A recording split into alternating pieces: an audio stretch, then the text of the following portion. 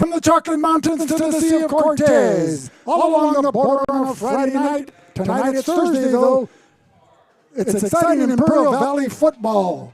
Brought to you live on VSNSports.net, the Valley Sports Network, and the source for Imperial Valley Sports.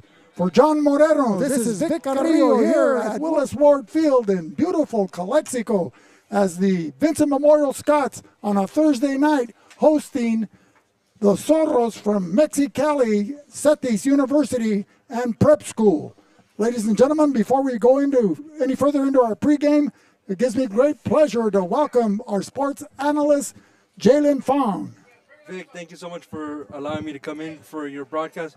Vincent Memorial is playing tonight's game, coming off of a peculiar bye. Their game last week against Castle Park was postponed due to the tropical storm that hit San Diego. Both the athletic director at Castle Park, Bernard Absolo-Beher, and Carla Soto over at Vincent Memorial have come to an agreement that the game will be rescheduled for October 7th, but the deal has not been finalized yet. Is October 7th a Friday or a Thursday? It's a Thursday. Both of those teams, that was their original bye, but due to the tropical storm, they have come to a verbal agreement to reschedule that game for that date. And that game will probably be played at Southwest High School or here in Calexico? That's to be determined, but more than likely, depending on who has a home game, either Calexico or Southwest, the game should be played at Southwest High School. Okay, so from a statistical nature and the PowerPoints that play off in the rankings, how does this impact or affect Vincent Memorial, who come into tonight's game 3 wins, no losses? Well, obviously, it hurts them to the point where a victory over Castle Park is beneficial to them versus having no game played at all, because having an additional game played gives you added power points towards your ranking. So what do you think about tonight's game, as it's a cross-border rivalry? Vincent Memorial Private Catholic School located in the western parameters of Calexico, and then CETYS, the prep school. It also has an accompanying university, well-renowned throughout Mexico and Western accredited. What do you say about that? A lot of these kids have played against each other and with each other through the Pop Warner system in Mexicali that's been very prominent, sending teams to national championships in the U.S. as well as throughout Mexico. We'll pause, ladies and gentlemen, as we recognize the national anthem and the United States of America.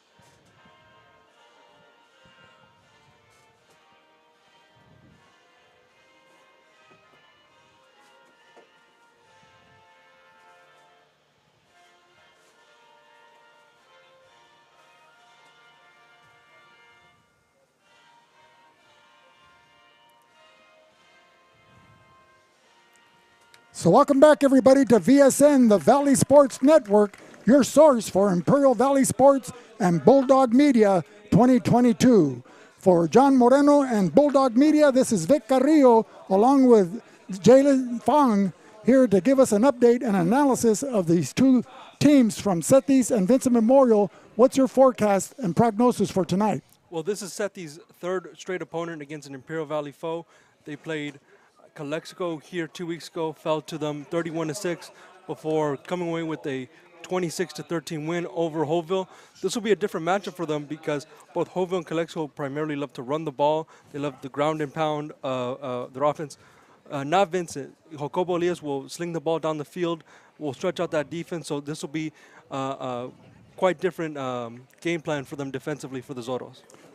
Talking about Vincent Memorial, they've added a couple of fine sophomores in Juan Carlos Sainz, Ascolani, and Elordi to their defensive backfield, and they've really put an effort and a stop to opposing teams' rushing and passing games. Tell us about this nucleus of fine young sophomores with a blend of junior standouts like Jacobo Elias along with senior Andre Rodriguez. Well, defensively, that's probably one thing that's not as well known for Vincent. They primarily love their offensive side of the ball.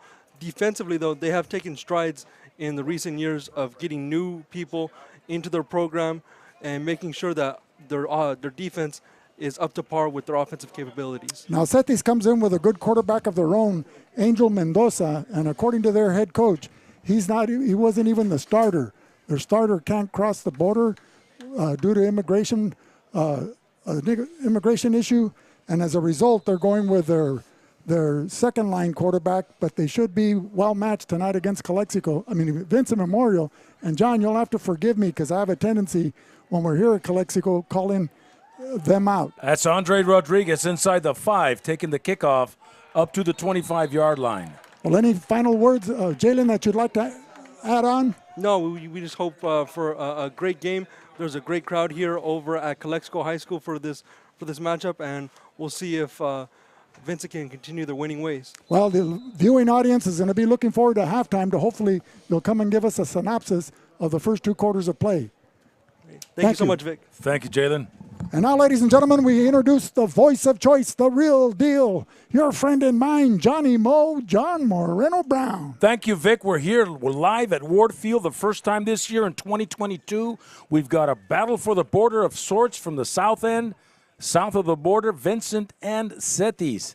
With Jacobo Elias out of the shotgun with an empty backfield at his own 25, looking at a little flare pass coming across this route to Andre Rodriguez, goes incomplete. That pass intended for Andre Rodriguez, an outstanding senior receiver, comes in with a couple of touchdown receptions to his credit. He has 10 receptions overall for 89 yards, mostly a possession-type receiver, as they like to go with Apodaca and Carranza for their deeper patterns. The Scots come in utilizing a spread offense, John. They like to get everybody in the offense, but it's all, the catalyst is number 8, Jacobo Elias, excuse me. So a 2nd and 10 for the Scots. High snap. Elias will make it happen there to Andre Rodriguez. Coming here the near sideline and pushed out of bounds around the 46. So a 1st and 10, a pickup of 17 for the Scots. Pushed out of bounds by number 5, Jorge Trevino, but not until Rodriguez was able to pick up a first down and keep this drive moving. 11:44 remaining here in the first quarter as the game is just underway. You know, a beautiful field, John. You got to give a shout out to Chris De La Rosa and his crew for getting this field ready not only for tonight's game, but also tomorrow night when the Calexico Bulldogs will be hosting their longtime rival, the Hopeville Vikings. And they've been playing, tomorrow we'll be live streaming that game, and Hopeville Calexico go back to 1915. So 1st and 10 for the Scots. John, I like that advice you gave the other day. Less is more. That's going to be tough to do after doing radio for 27 years. Well, we're getting used to it, Vic.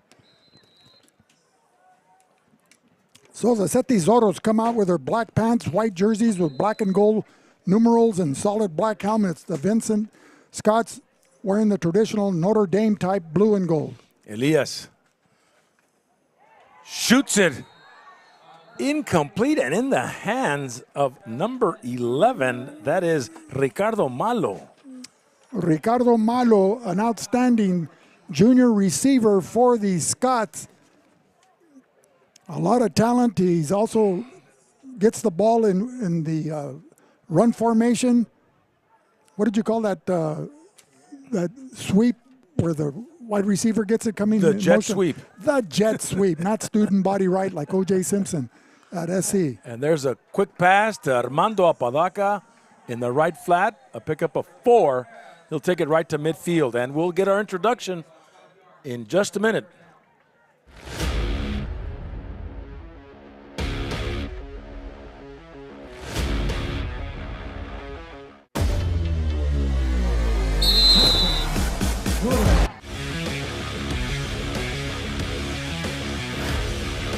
The 5 And touchdown. Vincent Memorial.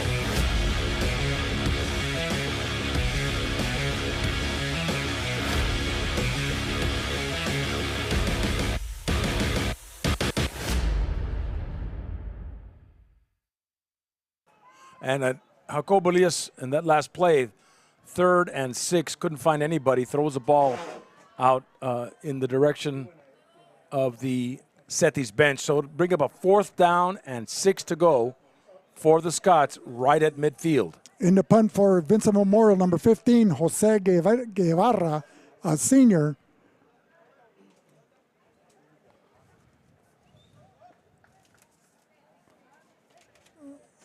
And deep to receive is Andre Encinas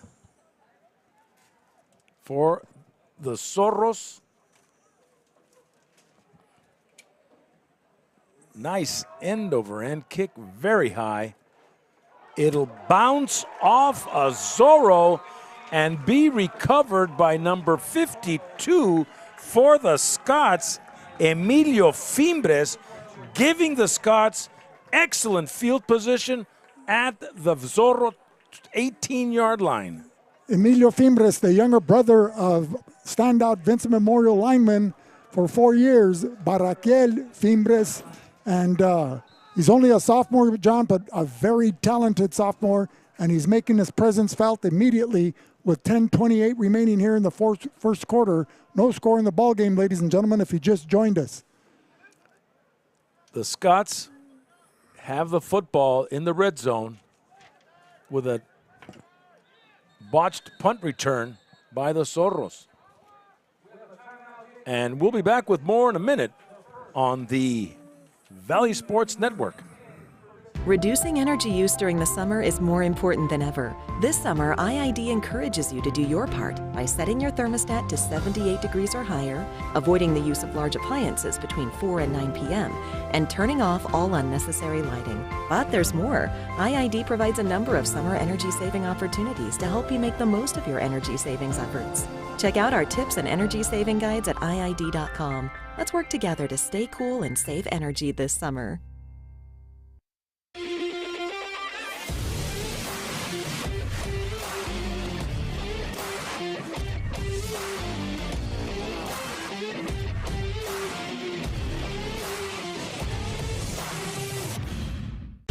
Whether you're looking to purchase or sell, your next home awaits. Give the Dom team a call. With over 50 years of experience and over 100 years in the Imperial Valley, Andy and Doug can help you find the right home at the right price fast. Visit us online at www.thedomteam.com and let Andrew and Doug find the perfect home for you.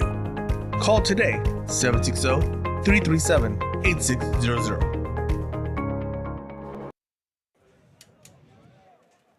So 1st and 10 for the Scots deep in CETYS territory. Offensively, the Scots go with Elias at quarterback. He's joined by Podaca, Cisneros, Malo, Rodriguez, and Carranza. Diego Cisneros, a sophomore, number 6, an outstanding football player. John, you got to keep your eye on him. Diego Cisneros. Under center, Elias. Oh, and that is a offsides penalty against the Zorros.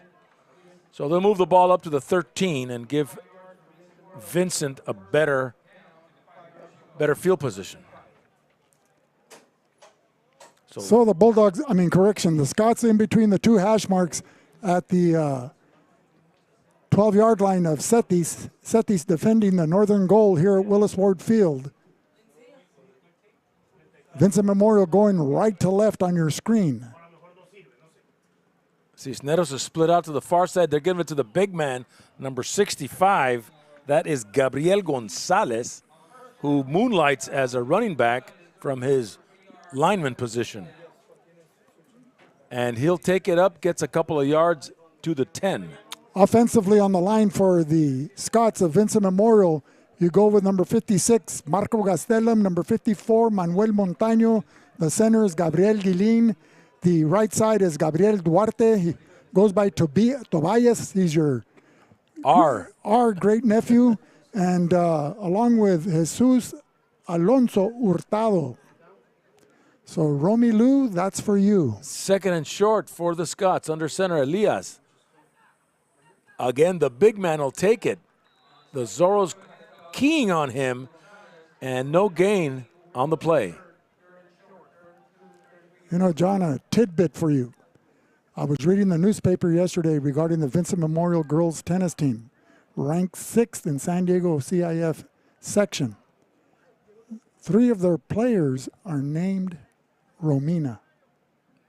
Very popular name. It was Tyrone Power in 1952, and then Raul and Mina Carrillo in 1956 that named their daughters Romina. 3rd and 2 for the Scots. A quick pass. Apodaca breaking away to the 5 will pick up a 1st and goal for the Scots, and they'll move those chains.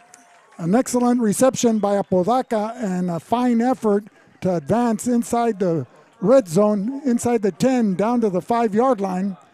So Vincent Memorial with a 1st and goal, 8:53 remaining in the first quarter, no score in the ball game. And you can always go to the go-to guy in these clutch situations, and that is Apodaca. And not to say anything less about Rodriguez, but he's also there, Andre Rodriguez. Well, everybody has a role, John, and they all play it well. And Elias will keep the football and looks like a rugby scrum up to the 3-yard line. And that was a surprising play call, in my opinion, because Elias, to capitalize on his extreme talent as a runner, he needs to get to the outside. He needs to have some open room. And but apparently the brain trust of Vincent Memorial's offensive scheme might have seen something there, a gap, and so they were relying on the talents of Guilin, Montaño, and Duarte to see if they could open up a hole.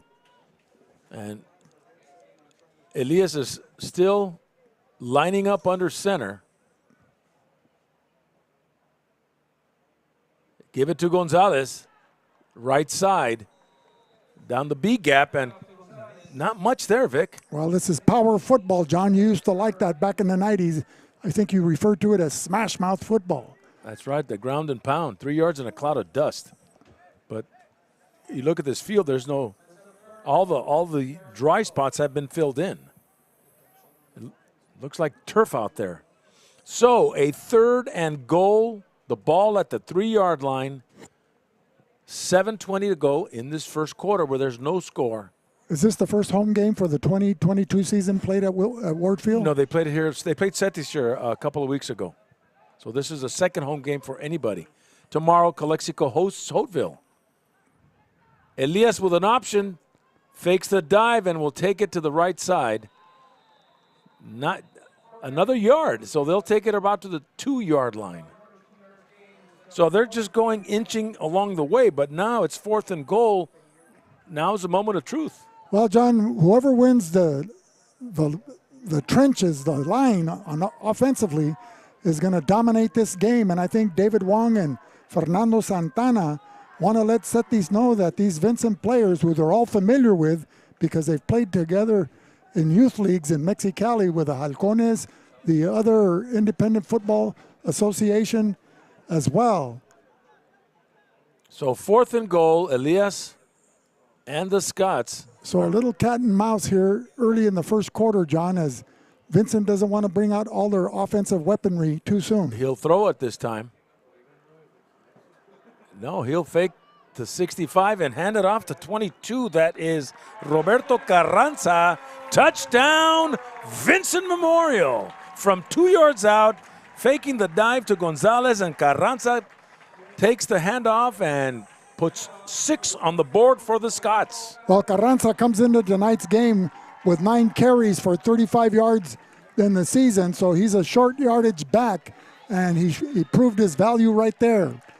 Tonight's game being brought to you by Driscoll's has been serving the Imperial Valley since 1979. They take great pride in the years of experience and quality of custom silkscreen and embroidery service. Make sure you stop by and check out the huge selection of sunglasses, sandals, and street clothes located at 1470 West State in El Centro. And the point after is good. That was Jacobo Elias, who's a triple threat, John. He can run, pass, and kick. For the best burgers in town, it's Burgers and Beer at 260 North Imperial Avenue in El Centro. Open 7 days a week and serving breakfast, lunch, and dinner. Come watch the VSN Game of the Week at Burgers and Beer.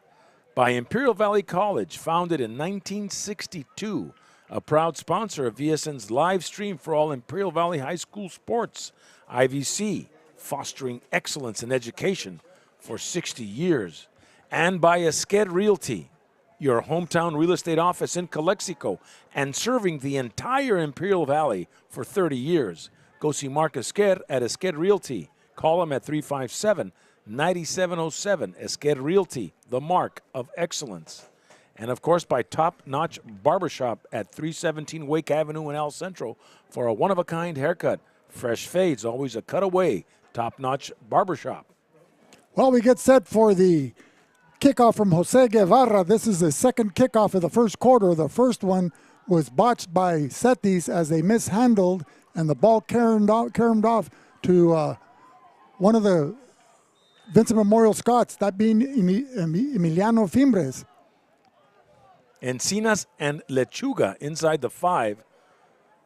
Lechuga at the 3, coming straight up, the 20, going in front of his bench now, the 40, and is pushed out of bounds around midfield. Well, saving that touchdown there was Juan Carlos Sainz, pushing him out of bounds at the 43-yard line of CETYS.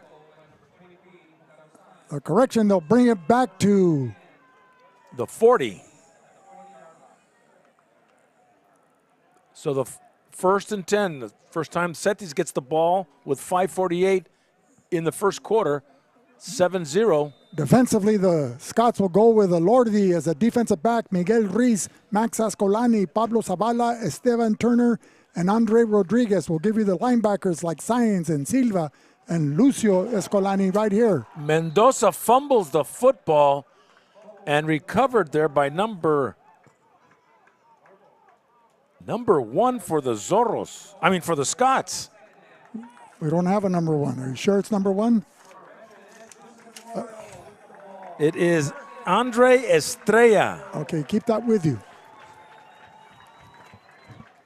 So Andre Estrella recovers a botched exchange from quarterback to running back for the Zorros, but it looks like he was down. I guess they're they said the Scots have the football. Okay, Andre Estrella, a defensive back. He's a senior, 5'9", 155 pounds. He must just added to their roster.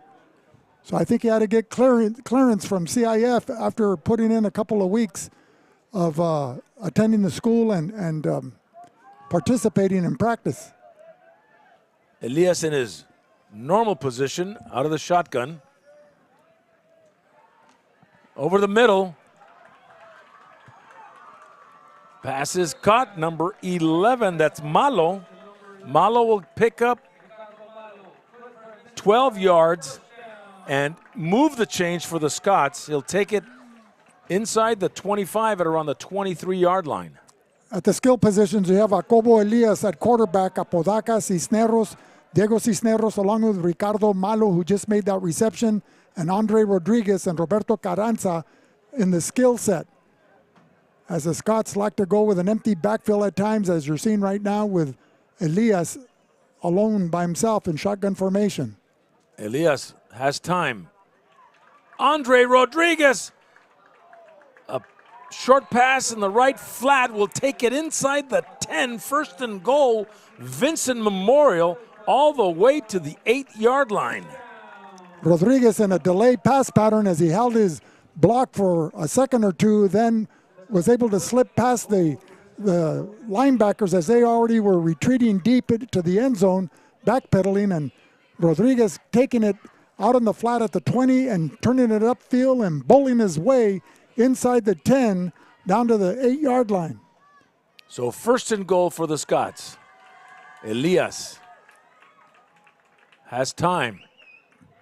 Keeps the football, takes it up the field to the 5, and he'll pick up about 3 yards. Brought down by number 55. That was Gustavo Maciel for the Zorros of CETYS. John, did you ever play the CETYS when you were in high school? Oh, yeah, we played them all. They started playing Calexico in 1971, and throughout the 70s and 80s and even the 90s, CETYS was always on the schedule. It was always a guaranteed home game. Elias on a 2nd and goal. Over the middle to Rodriguez, incomplete, but there's penalty flags all over the place. Illegal shift. So they'll move it back 5. Yeah, you didn't get to play CETYS, but it was a brand new program, and one of the pioneers of Mexicali football is our good friend Jose Pololo Flores, who was coaching at CETYS way back in those early days. Well, John, as your mother used to say, I've got news for you. In the Turkey Bowl on Thanksgiving Day, representing the Bulldog alumni, we played CETYS here on a Thursday noon.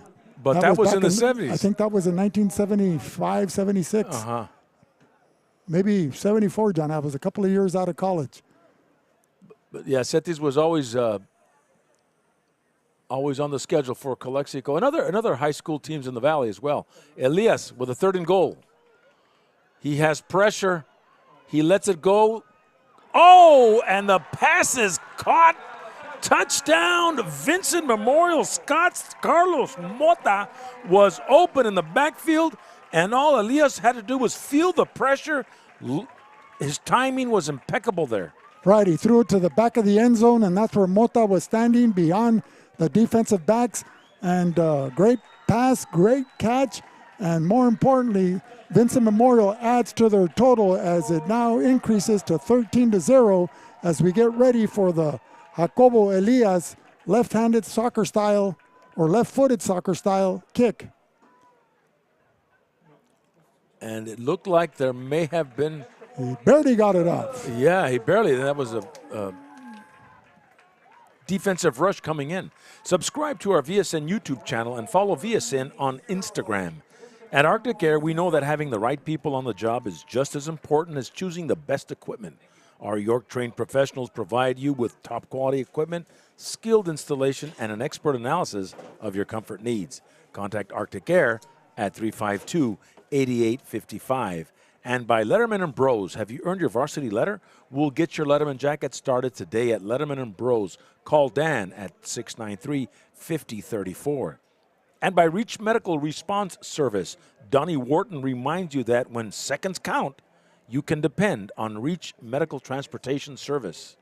Want to stay up to date with the latest in Imperial Valley sports coverage? Follow us on Twitter at Valley Sports Net and make sure to have your post notifications turned on.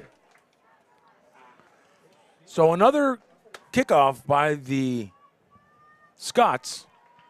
Here in the first quarter, 3:40 to go, 14-0 is the score. And that'll be Jose Guevara, number 15, as the kickoff coverage team with Vincent Memorial.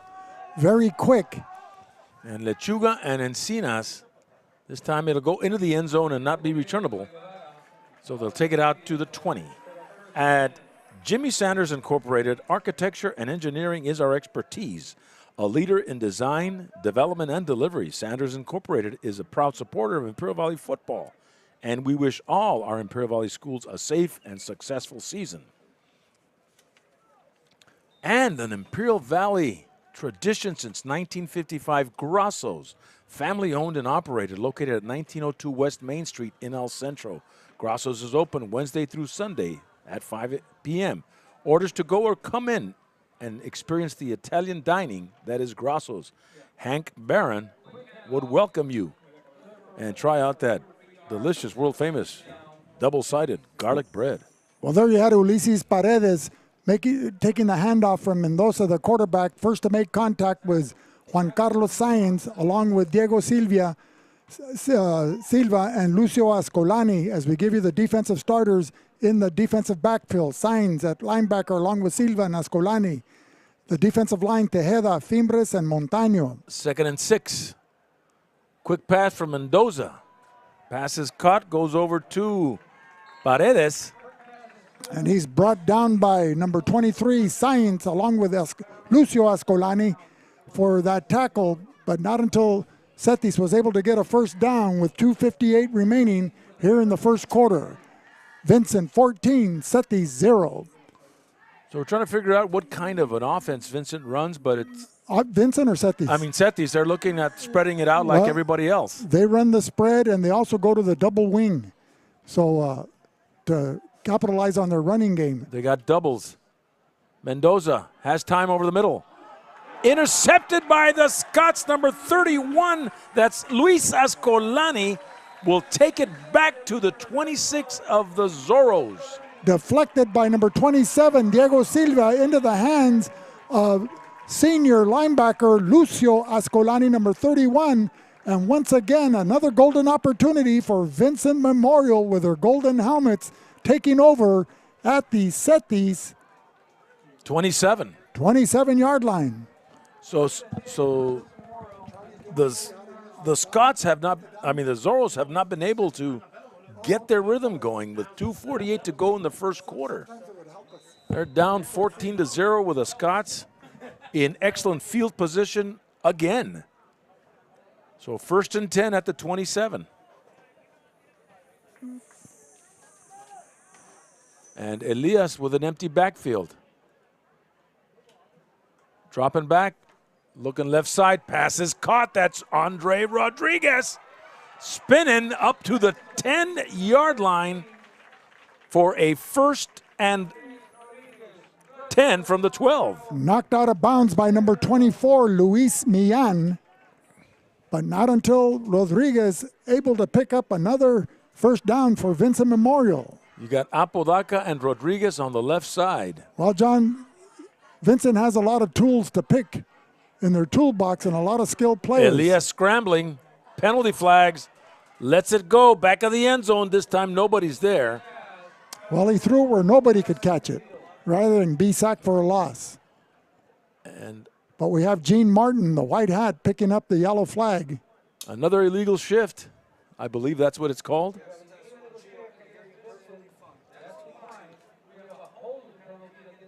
So they'll take the holding and go back 10. Well, you know, Vincent Memorial has 3 seniors on the offensive line, with captained by Gabriel Guilin, number 58, along with Marco Gastelum, number 56, and number 67, Jesus Antonio Hurtado. The sophomore bookends at guards are Tobias Gabriel Duarte, along with Manuel Montaño, wearing 66 and 54 respectively. So it'll be like a 1st and 25. And they'll spot it right at the 27. They've got to get to John, the 7. With the talent of Jacobo Elias, it doesn't matter where they are in the field. He can score from the parking lot. Or the concession stand. He's looking. They look like a face mask.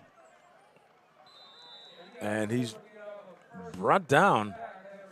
Couldn't find anybody, so. That was number 55, Gustavo Maciel, but it was number 58, Corrales, that first forced him out of the pocket there in his comfort zone. So this is a down and distance unseen. For Vincent Memorial, Yeah. it's a 1st and forever, or 2nd and forever. About 35 yards to go. He's at the 37. They got to get up to the 2-yard line for a first down. Well, they have 3 downs to get a first down, John. It doesn't all have to come in one play, but it wouldn't surprise me if it does. Malo in motion. Screen pass to Malo at the 40. And he's hit and thrown out of bounds right about the 34-yard line. Still not enough to get anything happening. 1 minute to go in this first quarter. 14-0, Vincent. So Vincent faced with a 3rd down. They need to get to the 3-yard line of CETYS for a first down. So they have 2 downs to try to get that first down or a touchdown. Because if you're going to get to the 3, you might as well just take it into the end zone. Might as well. You're just right there. Second and long at about the 34 with Elias and the Scots. Right side. Malo to the 21-yard line. He picks up 12, 15 yards on the reception. Well, they're in the green zone right now, John, from the 40 to the 20-yard line. So that still gives them room to go deep or utilize the tight end in between the seams there on this play. So it's not a downfall. This could work into Vincent Memorial's hands as far as their play selection is concerned. So 4th and long, but that's the end of the first quarter of play, 14-0. Vincent, we'll be back with more in a minute on the Valley Sports Network.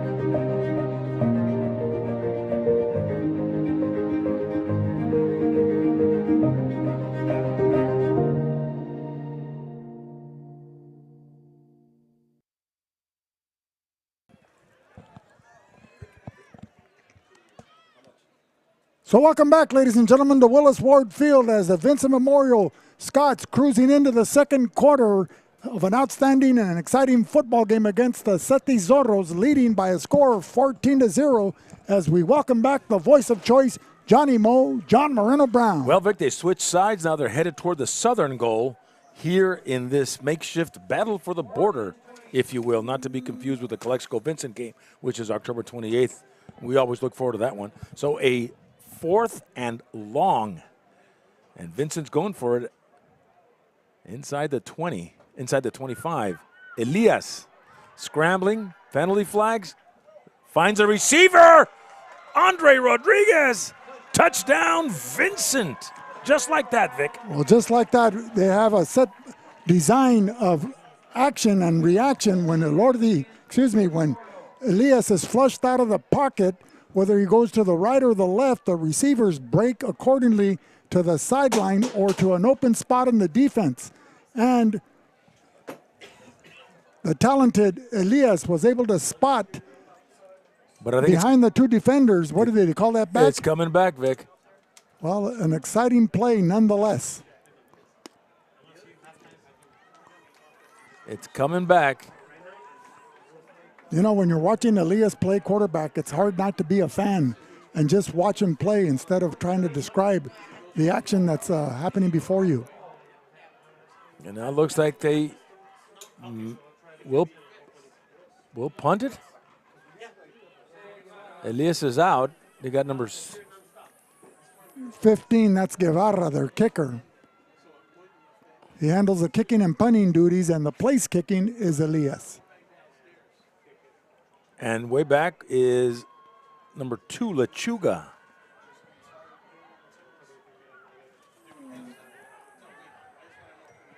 It'll go inside the 10 and will be down around the 5.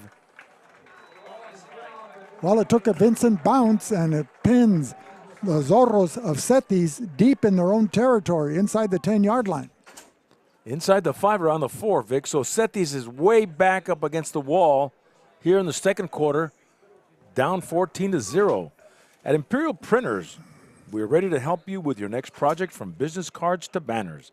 Give us a call at 352-1300, located at 430 West Main in El Centro. Imperial Printers, what can we print for you today? So CETYS with a 1st and 10 back at their own 4-yard line. Mendoza under center. He's handing it off. Number 34 finds some good room there. That's De La Torre. De La Torre brought down by Juan Carlos Sainz, number 23, that outstanding sophomore linebacker, along with Eugenio Elordi, playing in the defensive backfield. A very talented group, this Vincent Memorial defensive squad. Picking up 5 yards on De La Torre's carry. So a 2nd and 5 from the 9. Mendoza under center. And the blitzing signs there, breaking that play up and then hustling downfield to make the tackle from behind, along with number 7. But De La Torre gets that first down. Will move the chains to about 1st and 10 at the 19. Number 7 being Max Ascolani, the senior older brother. So a first down for the Zorros here, their first down in the second quarter.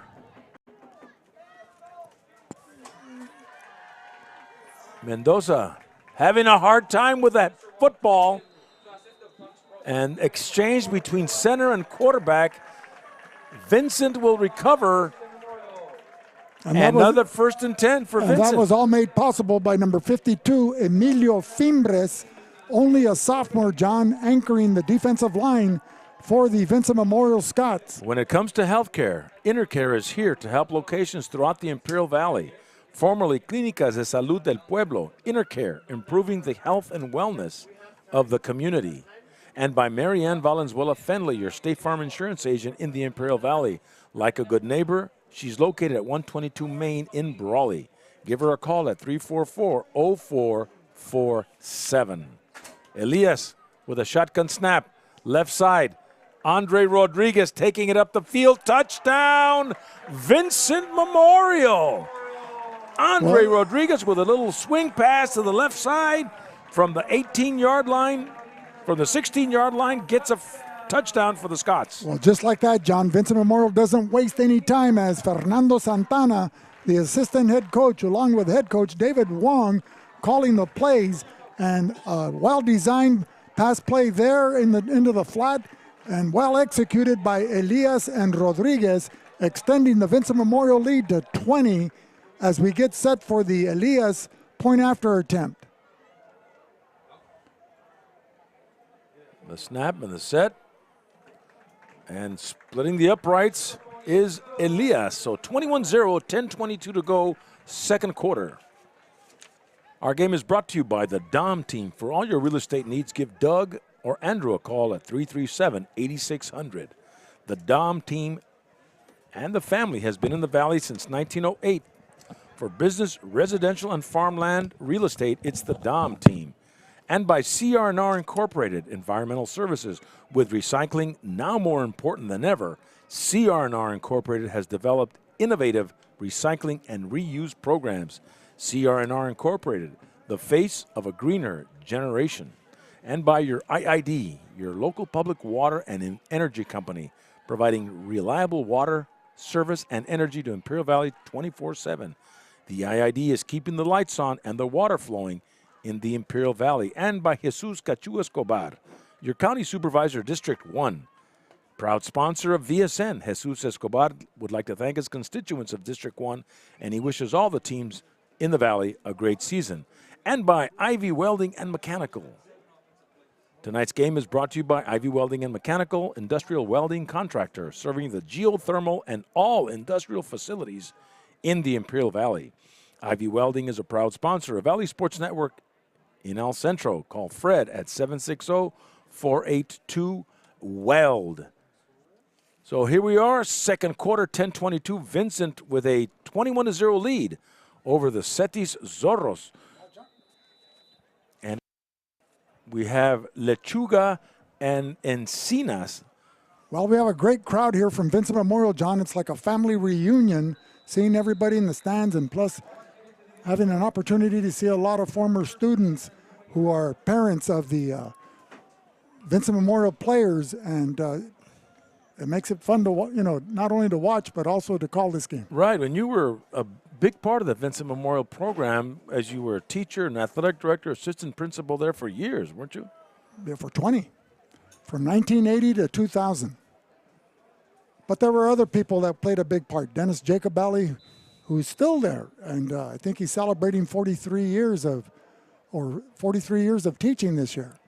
I see him driving the bus too. Well, he's been a pillar, and maybe more than one pillar for that school. Mendoza to De La Torre for the CETYS Zorros gets a couple. And it's been a mainstay here, the Catholic schools in Calexico with Our Lady of Guadalupe on 6th and Rockwood for years. A big part of the schools. Well, and now the Vincent Memorial, you know, the football team was you had a hand in starting that football team. Well, the backbone of Vincent Memorial are the sister servants of the Blessed Sacrament. And a flare pass to the far sideline, and going all the way back is Encinas, the 10, the 5, touchdown, CETYS Zorros, a dump and run from Mendoza to Encinas, takes it all the way down. Does he score, though? Were the referees able to keep up with him? I don't know if he just got behind the linebackers, and it was kitty bar the door. Well, a beautiful dump and run, as you mentioned, and then he just put on the afterburners and it's touchdown CETYS. As he shifted into another gear and just outran the Vincent Memorial secondary. Well, the Scots are stunned by that. Well, 9:32 remaining here in the second quarter. The score is now 21-6 as we get set for the point after attempt by number 61.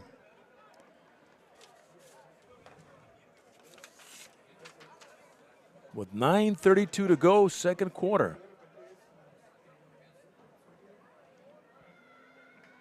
And it looks good. So, with 9.5 minutes to go in the second quarter, 21-7, it's still Vincent Memorial. We'll be back with more in a minute on the Valley Sports Network. Dippy Duck wants to remind everyone to stay active, play safe, and be cool this summer. Even if you don't have access to a swimming pool, there are plenty of other ways to cool off without going near canals. To play it safe, please remember Dippy Duck's rules. Never swim in a canal, never play near canals, and never jump into a canal. If you see someone fall in, get help or call 911. If something drops in accidentally, let it go. Things can always be replaced, but your life can't. Just stay away, and you'll stay alive. At Burgers and Beer, our customers are like family. Let's hear what a few of them have to say about us. We're here at Burgers and Beer with the best burgers in town. We get to sit together and enjoy the great food. I like from Burgers and Beers and the lemonade. For the fresh iced tea, whether it's breakfast, lunch, or dinner. It was wonderful, very fast, very efficient. I love the... So welcome back, ladies and gentlemen, to Willis Ward Field. Vincent Memorial 21, CETYS 7 as we get set for the CETYS kickoff after an electrifying 92-yard touchdown passing catch. Apodaca at the 5, takes it upfield. 20, runs into a CETYS Zorro at the 27. So that was number 3, Jorge Fontes Bernal, making that stop as he stood the Vincent returner up as Vincent will take over at their own 28-yard line. They're going left to right on your screen. They're southbound. The CETYS Zorros defending the southern goal here at beautiful Willis Ward Field. And the weather seems to have cooled off a bit. We've gone away from the humidity we felt last week. Thank God. Well, it's a beautiful fall night, John. Here we are in mid-September. Almost fall, not till the 20th. Well, tonight is the west winds. The shout, known as El Grito. El Grito, Viva Mexico. Elias has time. Flushed out of the pocket, looking right side, and brought down big time by number 54 for the Zorros. And that was Gerardo Monteguido.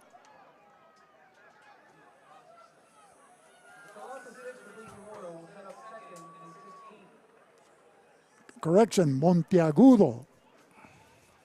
Try that one, John. So what? Apparently, the Scots lost the football or lost the yardage on that one. Elias out of the gun, over the middle. That's Andre Rodriguez. Just a couple there. Picked up a couple of yards, bringing it back to the original line of scrimmage. At 3rd and 13 or 14, he's got to get inside the 40.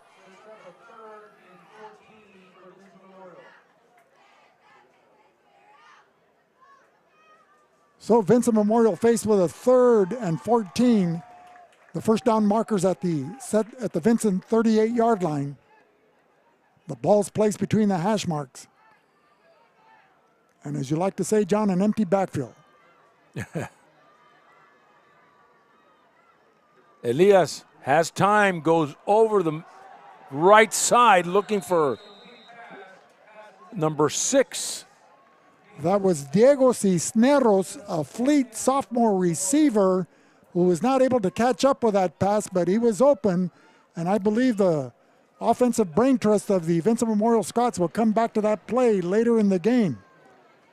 He was fade route here by the near sideline with 7:46, second quarter. I think they underestimated Elias's arm strength and didn't fire out of the blocks at the line of scrimmage. But he's young, he's a sophomore, he'll learn from that mental mistake of not getting into the pass route a lot sooner. So 4th and long, punting the football away. The Scots end over end. Take a Scott bounce to the 30 and about the 29 where the Zorros will take over. We'll be back with more in a minute on the Valley Sports Network. At Burgers and Beer, our customers are like family. Let's hear what a few of them have to say about us. We're here at Burgers and Beer with the best burgers in town. We get to sit together and enjoy the great food. I like when Burgers and Beer is in the lemonade. For the fresh iced tea, whether it's breakfast, lunch, or dinner. It was wonderful, very fast, very efficient. I love the great food and family environment. I love the burgers and the customer service. So come and see us and find out for yourself at Burgers and Beer. 1st and 10 for CETYS, but some confusion in the backfield. Sacks de la Torre. That was number 52, Emilio Fimbres, just bulldozing his way from his nose guard position on defense. And he busted that play before it could even get on track, John. Well, there was hesitation on the part of the quarterback and the running back.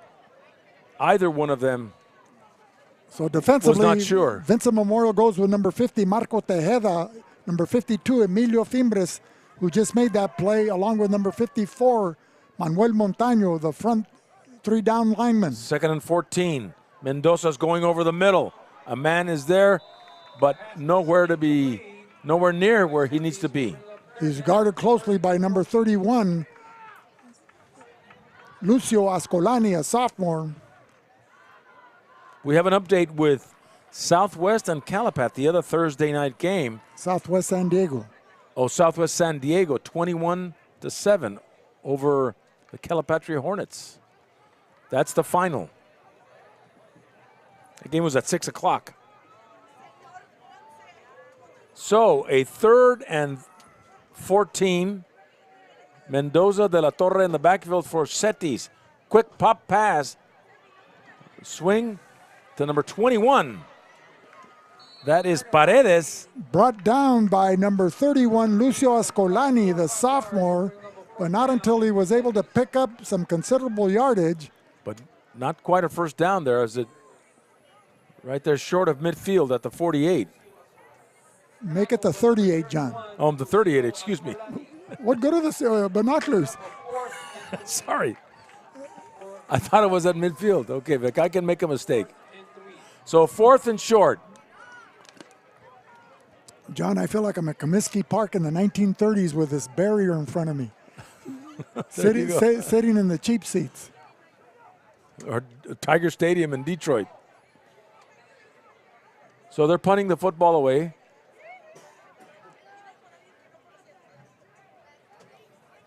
I can't see the numbers. Is that Apodaca standing there at his own 34-yard line?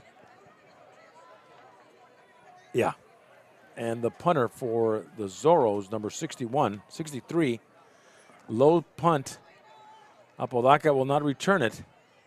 It'll be fielded right inside the 25 at around the 23-yard line. So Vincent will get the football again with 6:28 to go, second quarter, up 21-7. Ojeda Industries. Tony and Patricia Ojeda serving the Imperial Valley for all your industrial and agricultural needs. Hydraulic service and repair located in Brawley at 1698 Jones Street. Ojeda Industries. And for all your rock and landscaping materials, go see Havens Landscaping. For your home or business, give Havens a call at 352-6735. And want to stay up to date with the latest in Imperial Valley sports coverage? Follow us on Twitter at Valley Sports Net and make sure to have post notifications turned on. Elias with a fake pump. Apodaca's there at the 45, the 30, the 25, the 20, 15, 10, 5. Touchdown, Vincent Memorial from the 23-yard line. Apodaca running a fade here in front of the home bench, takes it to the house. So a 77-yard touchdown pass from Elias to Apodaca, John. Just like that, Vincent responds to that long touchdown pass, catch, and run by CETYS to extend their lead to 27-7 as Vincent comes out with their place-kicking team getting set for the Elias point-after attempt.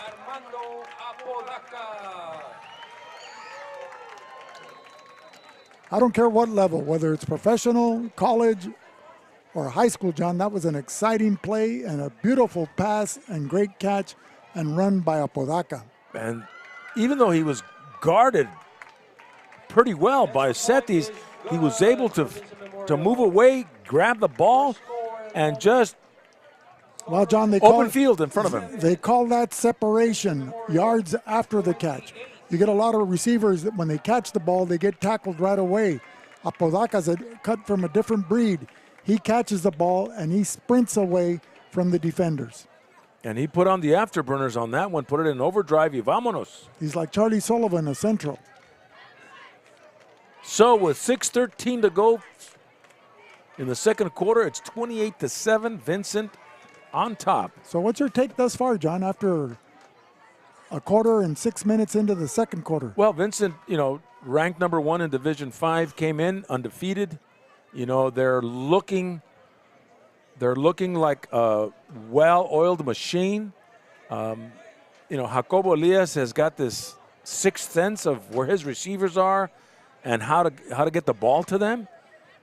So I'm very impressed with the play of the play calling and the execution of the plays. The execution, the talent, skill level displayed, and the athleticism of the players.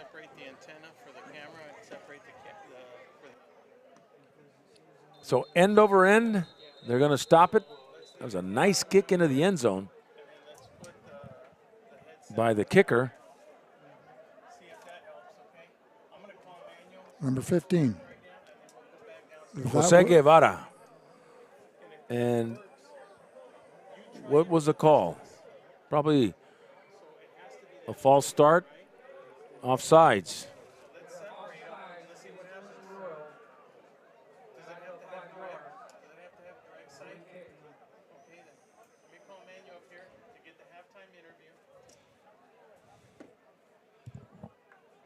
So they're going to kick it again from the 35 this time.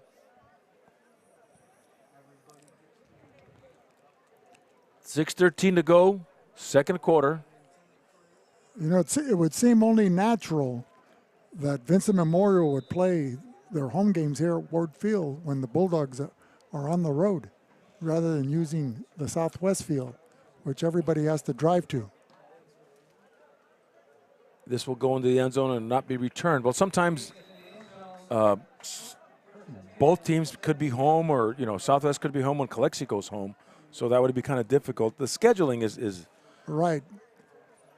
it's a balancing act, and I think is Joe Evangelist, the commissioner of the southern section for the San Diego. Yes, he or is. The southeastern section. And they had a meeting, I think, this week at Southwest, the Southeastern Conference.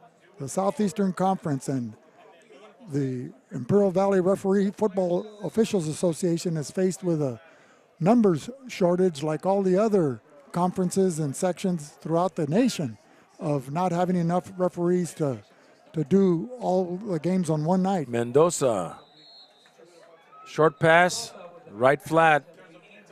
Right in front of Lucio Ascolani, who's quick to make the stop there. It goes incomplete. He'll bring a 2nd and 10 from the 20. El Centro PD would like to welcome all school faculty and students back to the 22-23 school year. And they wish all faculty and staff and students and parents the best in this school year. We've got Mendoza and De La Torre. Quick pass there to number 21. That is Paredes. Finds an open seam and takes it cross midfield to the 40 inside at the 41-yard line. Well, John, that's a quick reminder that Vincent Memorial can't rest on their laurels here with 5:56 remaining in the second quarter, because CETYS also has some quick strike athletes that can respond to the preparation and situation of the Vincent Memorial defense. So 1st and 10 for the Zorros at the Scott 41. Fumbled by De La Torre, recovered by Eugenio Elordi. Eugenio Elordi, the third. Just like that, the Zorros with an excellent gain now turn the ball over. You know, the proud parents sitting in the stands are Eugenio Elordi and Malu Vega Elordi, as their sophomore son creates a turnover there and capitalizes on it, as Vincent Memorial will take over at their own 36-yard line with 5:38 remaining here in the first half, leading by a score of 28-7. So what say you, Johnny Moe? Well, we're going to see more of the Vincent aerial attack as Elias spreads the offense, but there's a stop on the play. False start. 5-yard penalty.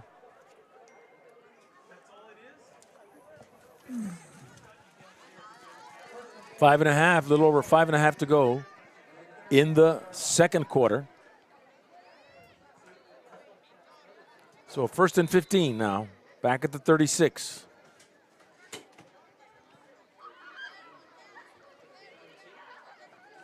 Elias getting set. Steps up, goes left side, out of the pocket, penalty flags, keeps the football, and goes probably out of bounds at the 40. But he'll pick up 10, under 10, and see what the call is.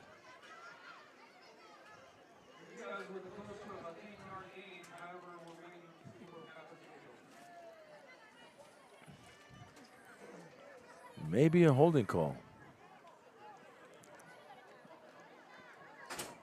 It is, and it'll be a 10-yard penalty.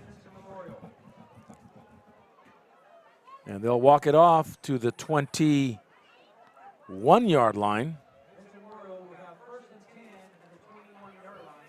So about 1st and 25.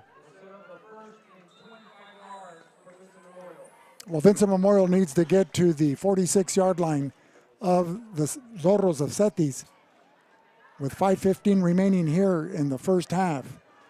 Empty backfield as Elias standing all by himself in the shotgun formation. Looking this way, finds Andre Rodriguez in the right flat.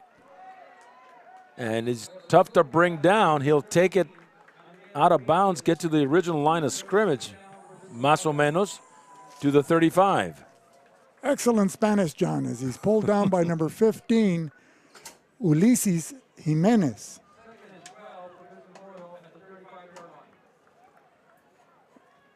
So under 5 minutes in the second quarter. The Scots with a 2nd and 11. An empty backfield again. 3 receivers on the near sideline. Elias has time. Can't find anyone open. Scrambling, looking for someone. He'll keep it this time. And goes out of bounds. But he'll get that first down. He's plays it smart, goes out of bounds. Well, did you see how that play unfolded, John, as Elias was flushed out of the pocket, having to run to his left? And it's hard to throw when you're running, if you're a right-handed quarterback and throwing across your body. You're throwing back. It's but tough. The receivers all broke to the far sideline, but they didn't extend their route. They ran 3 or 4 steps, and then they stopped as they saw Elias already crossing the line of scrimmage and picking up the necessary yardage for the first down. So it'll be 1st and 10 at the 46. So you have to be fully aware of what your quarterback can do and what he's thinking.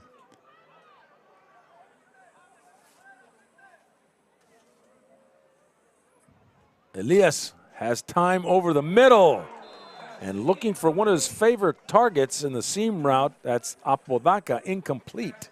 And that was a surprise that Apodaca couldn't latch on to that pass there. It was right in his wheelhouse, but nevertheless it falls incomplete with 4:14 remaining.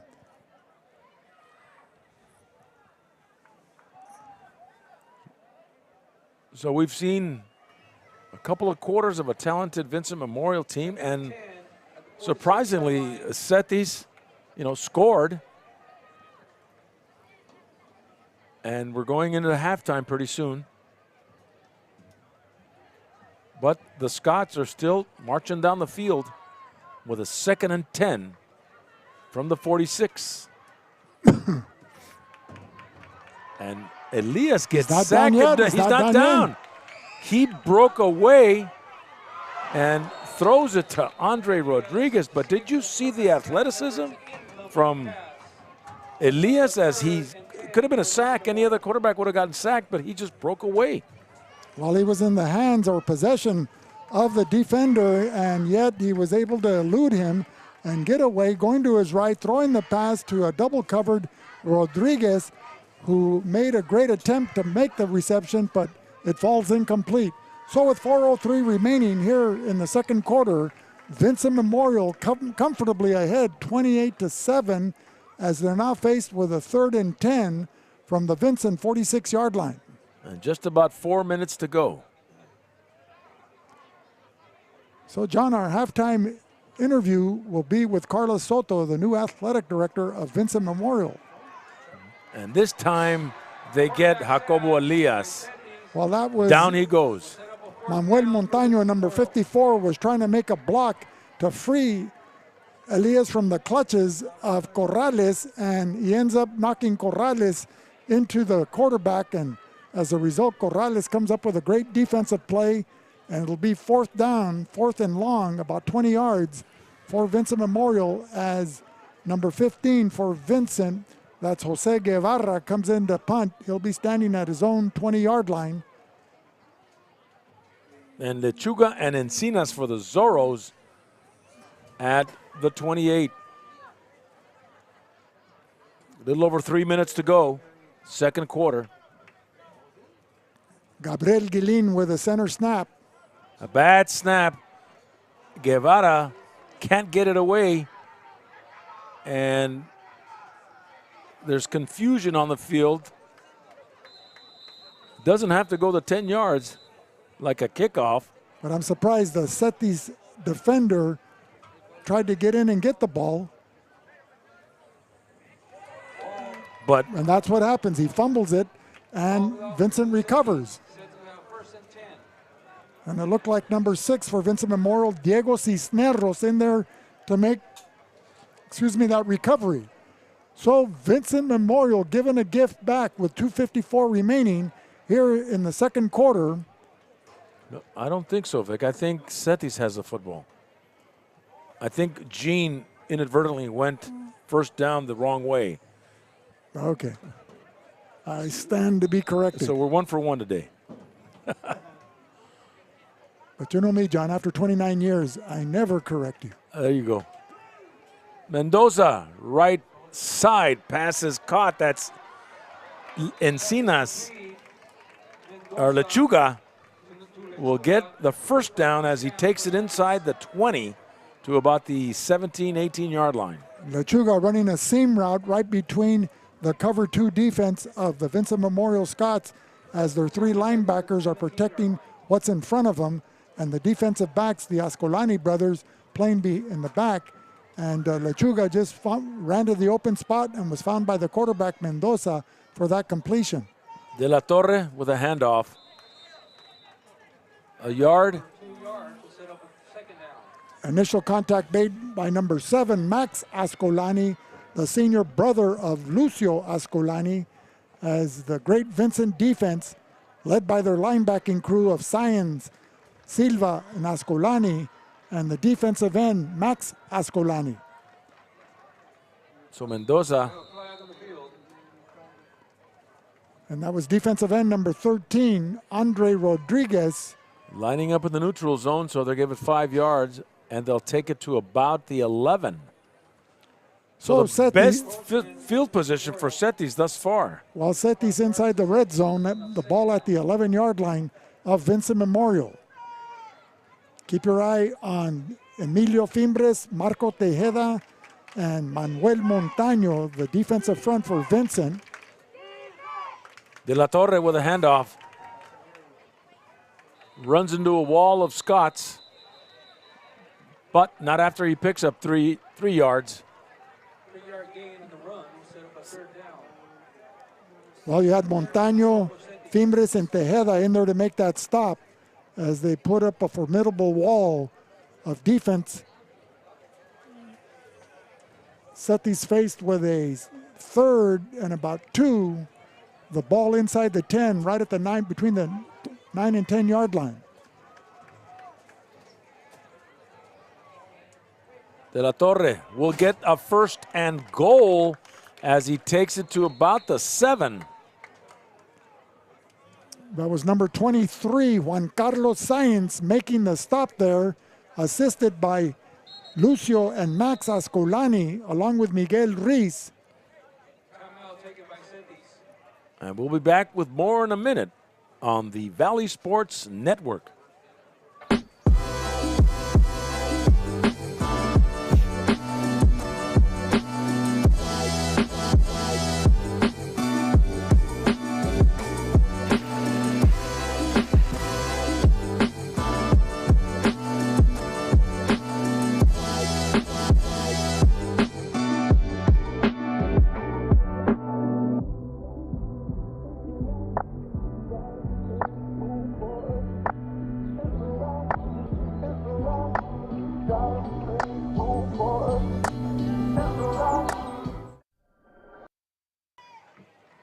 Back with a 1st and goal for the Zorros at about the 7-yard line. Best field position for them yet with a minute 10 to go, 2nd quarter.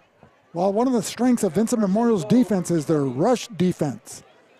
They've got an outstanding defensive crew mixed with sophomores, juniors, and seniors. So CETYS will be running to the strength of Vincent Memorial. A fake play action, and De La Torre was looking for Aceves. And he was guarded closely by number 31, Lucio Ascolani, the sophomore defensive back. You know, these fine young sophomores from the JV were brought up in the second half of their first game of the season, and they've been playing like seasoned veterans since. That's Ascolani, Sáenz, Fimbres, Montaño. And that's a trend we've seen. Lordi, sounds like a law firm. A law firm in Mexicali. But we've seen the trend of bringing up sophomores more often nowadays. De La Torre takes it to the 5. Met immediately by Max Ascolani, that defensive end.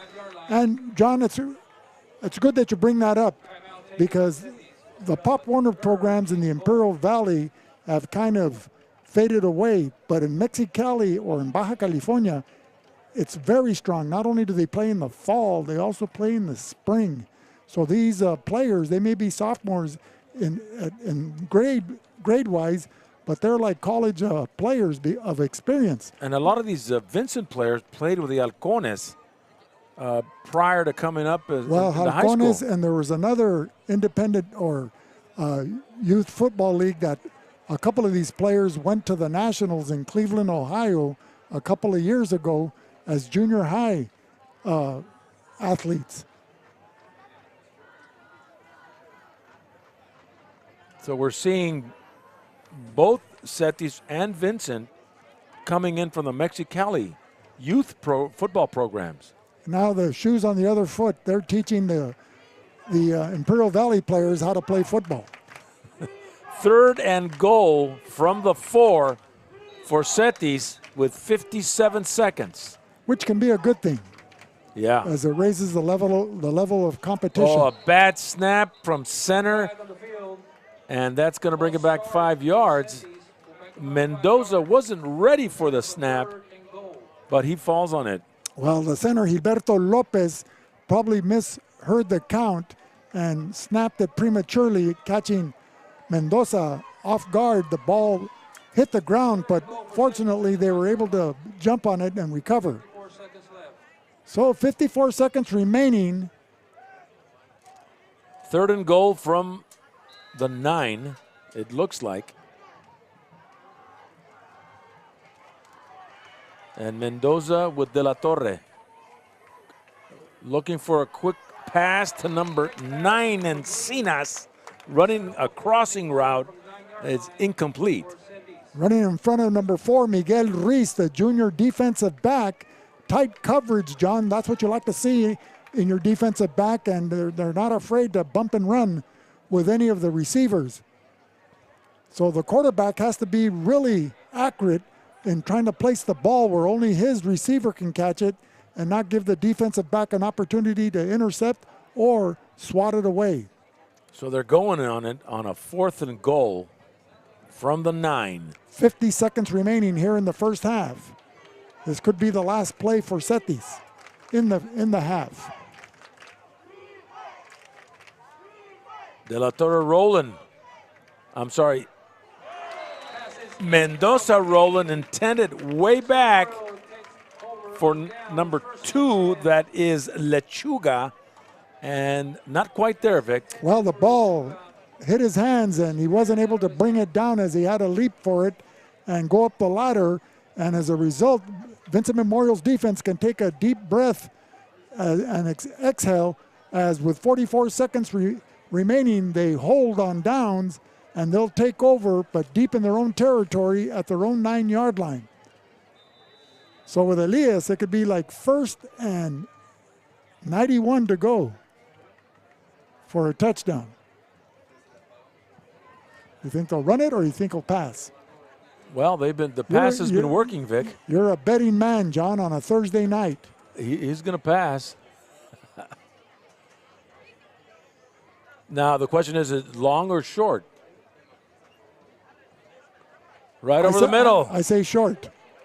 The pass is caught, and that is going down the far sideline. Number 11. Malo gets a first down and a whole bunch of yards as he goes into the Zorro territory at the 42. A first down doesn't stop the clock? There is no flag on the field. Timeout taken by Vincent Memorial. Personal foul, roughing the passer. Against CETYS for roughing the passer. So tack on some more yardage there. Well, that was the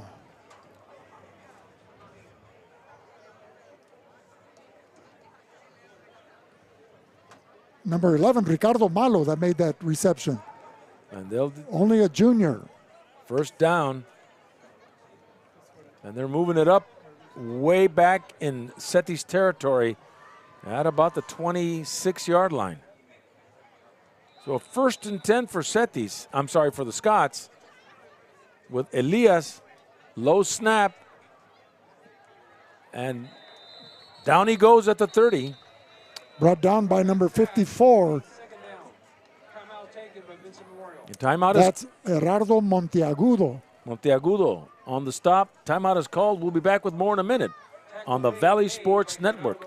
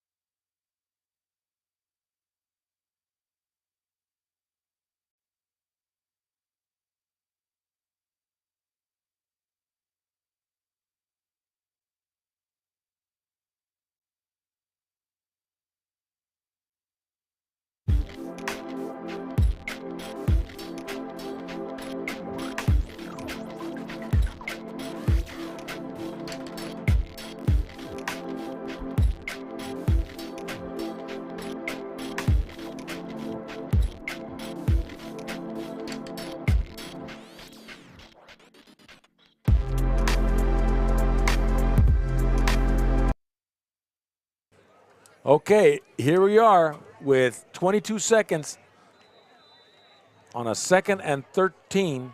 Vincent probably called a couple of plays in case they catch the ball in the playing field with the clock still running. Elias over the middle and almost intercepted there by number 5. You know, that's a rare underthrow by Elias, as he had number 13. That was Andre Rodriguez running a post pattern and open down the middle of the field. So it'll stop the clock with 17. Offensively, Vincent Memorial goes with Diego Cisneros, number 6, along with Ricardo Malo, Andre Rodriguez, and Roberto Carranza, the receiving core, and coming out of the backfield, number 33, Armando Apodaca. A 3rd and 13 from the 30-yard line. So you have triples on the near side, Apodaca and Andre Rodriguez split to the far side in front of the CETYS bench. Elias looking in that direction to Andre Rodriguez with a first down. Pushed out of bounds, stopping the clock on a 1st and 10 at the 15-yard line. Move those chains for the Scots. So 10 seconds remaining here in the waning moments of the first half. But a penalty flag, Vic. And nullifies any gain. It looks like it's going against Vincent. They're going to tack off some yards. What was it, a holding call? If it's 10 yards, it is. And so they're moving it way back now. Right at the 48. So they've got to get inside the 20 at the 17. So it's a 3rd and about 30. Well, they need either a touchdown here or 2 quick plays to the sideline and stopping the clock. Well, this will be the last play as the clock is running under 5 seconds. This is it if he gets it off on time. It looks And like he does. They're rolling out, going deep. Almost intercepted, and that'll be the end of the first half with a score. Vincent 28, CETYS 7. And we'll be back with more in a minute on the Valley Sports Network.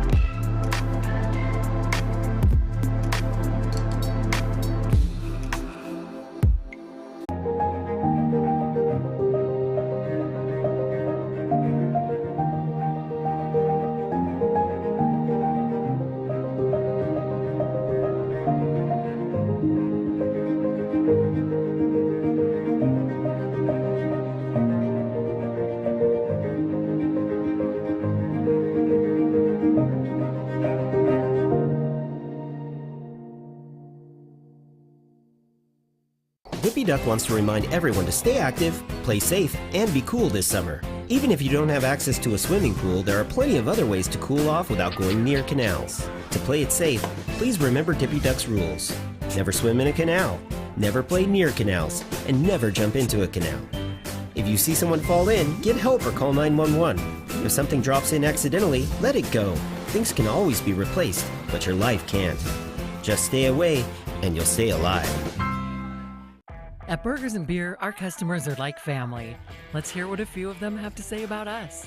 We're here at Burgers and Beer with the best burgers in town. We get to sit together and enjoy the great food. I like from Burgers and Beers and the lemonade. For the fresh iced tea, whether it's breakfast, lunch, or dinner. This is wonderful, very fast, very efficient. I love the great food and family environment. I love the burgers and the customer service. So come and see us and find out for yourself at Burgers and Beer. From the Chocolate Mountains to the Sea of Cortez, all along the border on a Thursday night, it's exciting Imperial Valley football featuring Vincent Memorial High School Scots hosting the CETYS Zorros from Mexicali. And ladies and gentlemen, it gives us great pleasure to welcome the first-year athletic director of Vincent Memorial High School, Carla Soto. Welcome to our show. Hi, thank you for having me. So Carla, tell us, how did you land in the laps of Vincent Memorial High School, particularly in the athletic department, and then you were thrust in to this position in administration as the athletic director? I came in first for the physical education teacher position. So once I was giving my little interview, I said that I had done a little bit of athletic directing in a camp for the summer. And then they were like, hey, we actually have the position open. Like, would you be interested in it? And of course I was.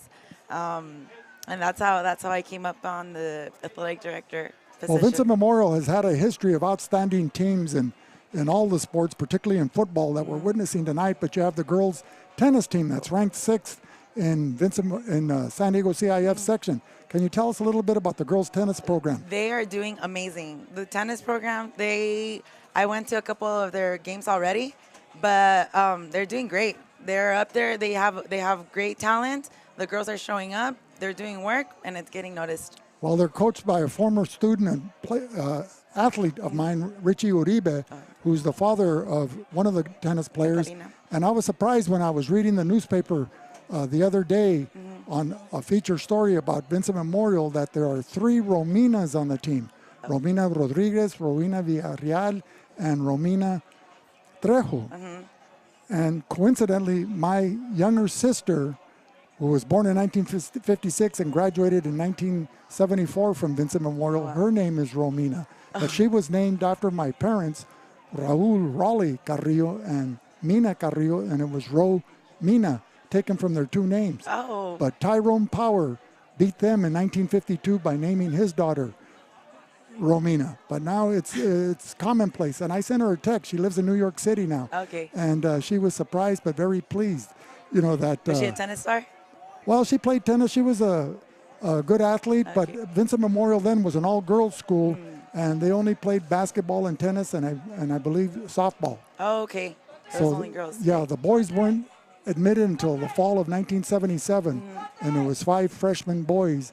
And now I was talking to Sister Lupita Hernandez at the gate walking in, and she says the enrollment is now 350. Yes. When before it was about 80. Yeah, no, it keeps growing. That's good.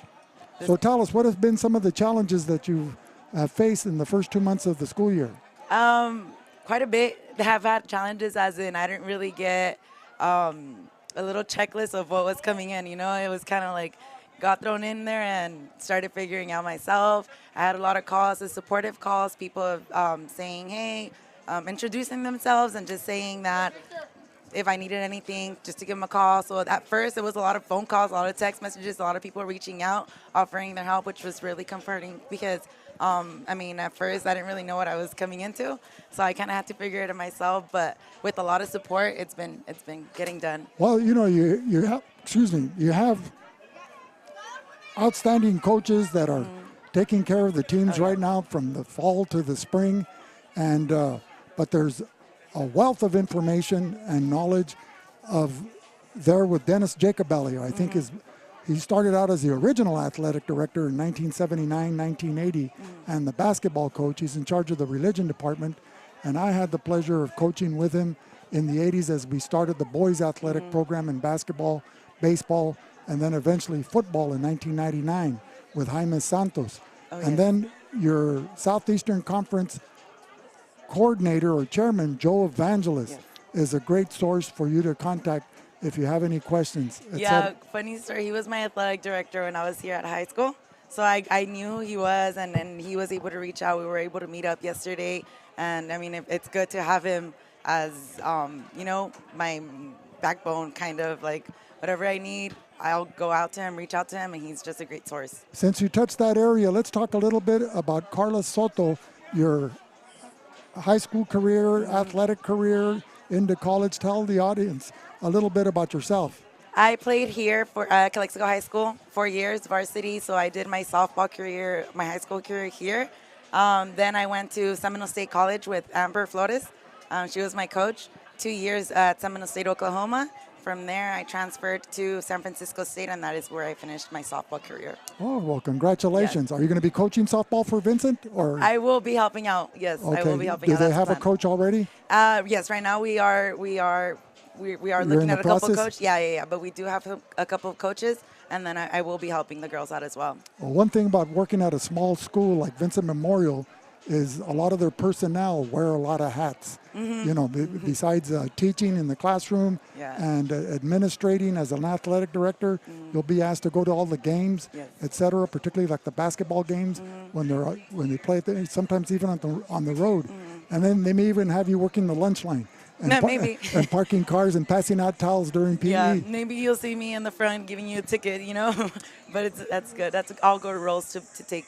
Is there any comments you'd like to make to our listening audience before we end this interview? No, I mean, whenever we have a home game, we invite you guys to come over and support. There's a lot of talent. We have a great football team right now. We have great tennis.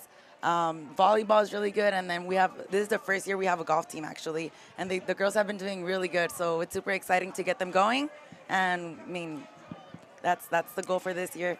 One addition to the Vincent Memorial Athletic Program, and you can correct me if I'm mistaken, is you also have boys volleyball this year the spring. And I remember back when I was working at Vincent Memorial, I had a lot of great athletes in the 80s and early 90s that wanted to play volleyball as well. Yes.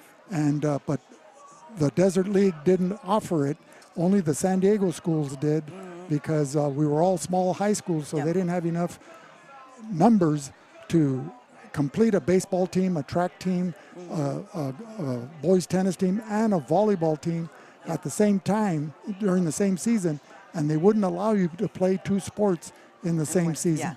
So, but I'm glad to see that Vincent has expanded their offerings in both boys and girls athletics, and I'm really glad that you're there at the helm of the athletic department because Calexico's loss is Vincent Memorial's gain. I'm super excited to be here, and I'm super excited for what the future has for Vincent Memorial. And we hope to have you back again because I'm sure this isn't the last Vincent Memorial football game that we'll be doing this season. Okay. So thank you very much. We'll Ladies and gentlemen, Thank you. Carla Soto, the athletic director of Vincent Memorial High School. We'll be back with more in a minute from VSN. Thank you for having me.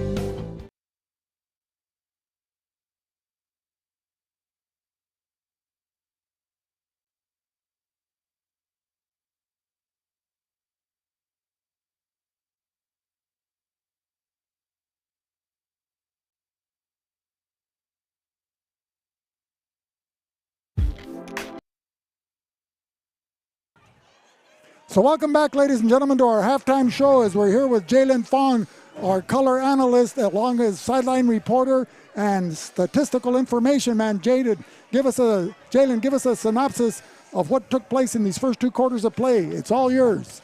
For Vincent Memorial, Jacobo Elias was 14 of 23 passing, 249 yards through the air, and 3 touchdowns. Armando Apodaca added 3 catches for 85 yards and a touchdown score. Andre Rodriguez had 6 catches for 82 yards and 1 receiving touchdown. Defensively, the Scots were led by 23 Juan Carlos Sainz with 4 tackles. They were also added by four fumble recovers, 1 by Andre Estrella, 1 by Eugenio Elordi, and 1 by Andre Rodriguez, and an interception by Lucio Ascolani, tipped by a tip pass from his brother, Max Ascolani. You know, you talk about the defense led by the sophomores, Juan Carlos Sainz, who came into the game with 14 tackles, and now he's the leading tackler here in the first half with 4 unassisted tackles. And Lucio Ascolani, another sophomore teammate that has 23 tackles, leading the Scots from his defensive back position. And his older brother, Max Ascolani, wearing jersey number 7, has 33 total tackles thus far after 3 games, and he's added to that total tonight. So tell us, what's your impression of the Vincent Memorial defense? Defensively, they started off really strong, but it's all dependent upon those CETYS turnovers. CETYS had 5 first-half turnovers, 4 fumbles, and an interception, giving Vincent very short fields, and they capitalized on it, and it shows in the scoreboard 28-7 for Vincent Memorial. But those turnovers and mistakes don't happen by themselves. They're caused by something. For example, in the front 4 for defense, you have Emilio Fimbres, who's wreaking havoc on the offensive line, the defensive line for Vincent Memorial, and then the linebackers and Rodriguez at the defensive end, along with Max Ascolani. Tell us a little bit about them and that senior leadership. You know, defensively, their Vincent Memorial is keeping to themselves. They're making sure that they provide the right reads for their defensive line. Their defensive line is creating constant pressure for the CETYS quarterback, forcing him into ill-advised passes, and it shows with the 5 turnovers. And after covering Vincent and talking with their defensive coaches, what is their mantra on defense? Defensively, they don't want to provide pressure up the front. Do not allow the quarterback to get outside, similar to how they play offense. They want to keep the quarterback in the pocket and force him to make those errant throws to force turnover opportunities. Well, Jalen, thank you for your insight. It's always keen, and it's always a pleasure to have you as a guest on our pregame and halftime show. Ladies and gentlemen, Jalen Fong. Thank you, Vic. With his expertise.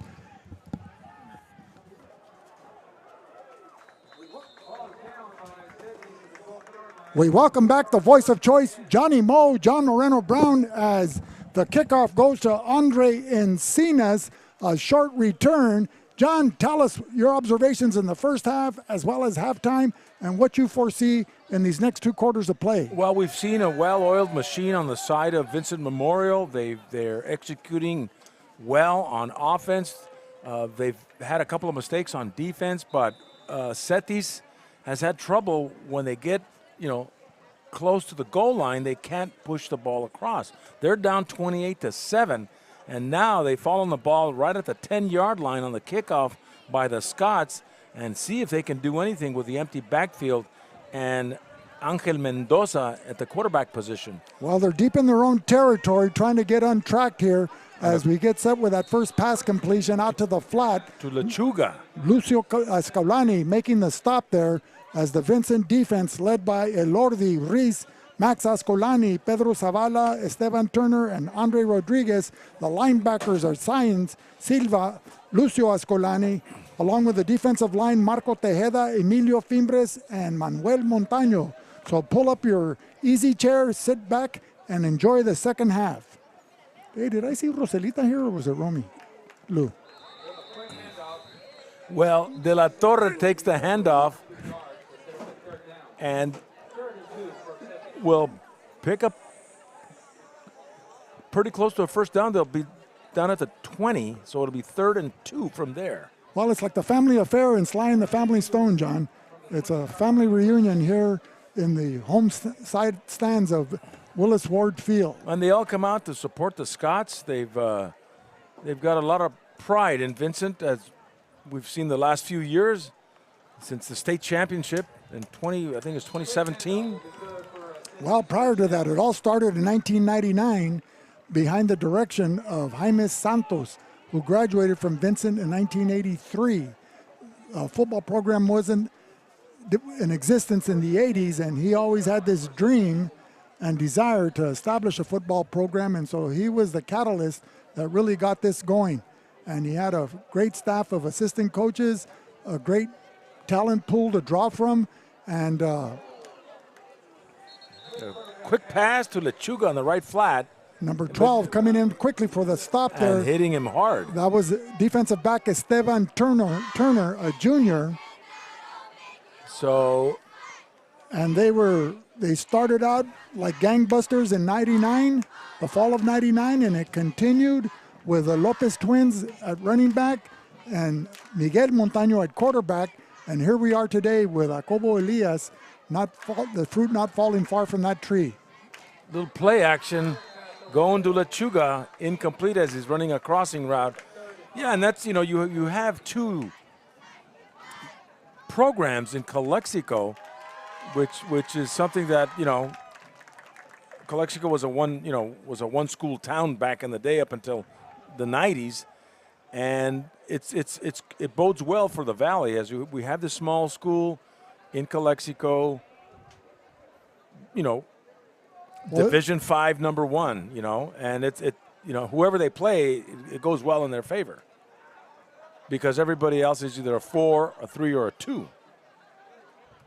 And that's a quick pass to number 7, Aceves, running a crossing route inside, incomplete. Broken up by number 29 of Vincent Memorial. Let me see the news. That's Omar Vera, 5'9", 160-pound senior, seeing his first action. So 4th down for the CETYS Zorros. So we have a couple of new additions, numerically as well as physically, on this Vincent squad. And Armando Apodaca set to return. And I refer to the last game that we broadcast, which was Vincent Memorial over Southwest at Southwest High School several weeks ago. Yeah. So a short punt. It'd be fielded at the 48 for the Scots to take over 1st and 10. So excellent field position for Vincent Memorial, 9:44 remaining here in the 3rd quarter. Tell us, John, a little bit about the history that you share with Carla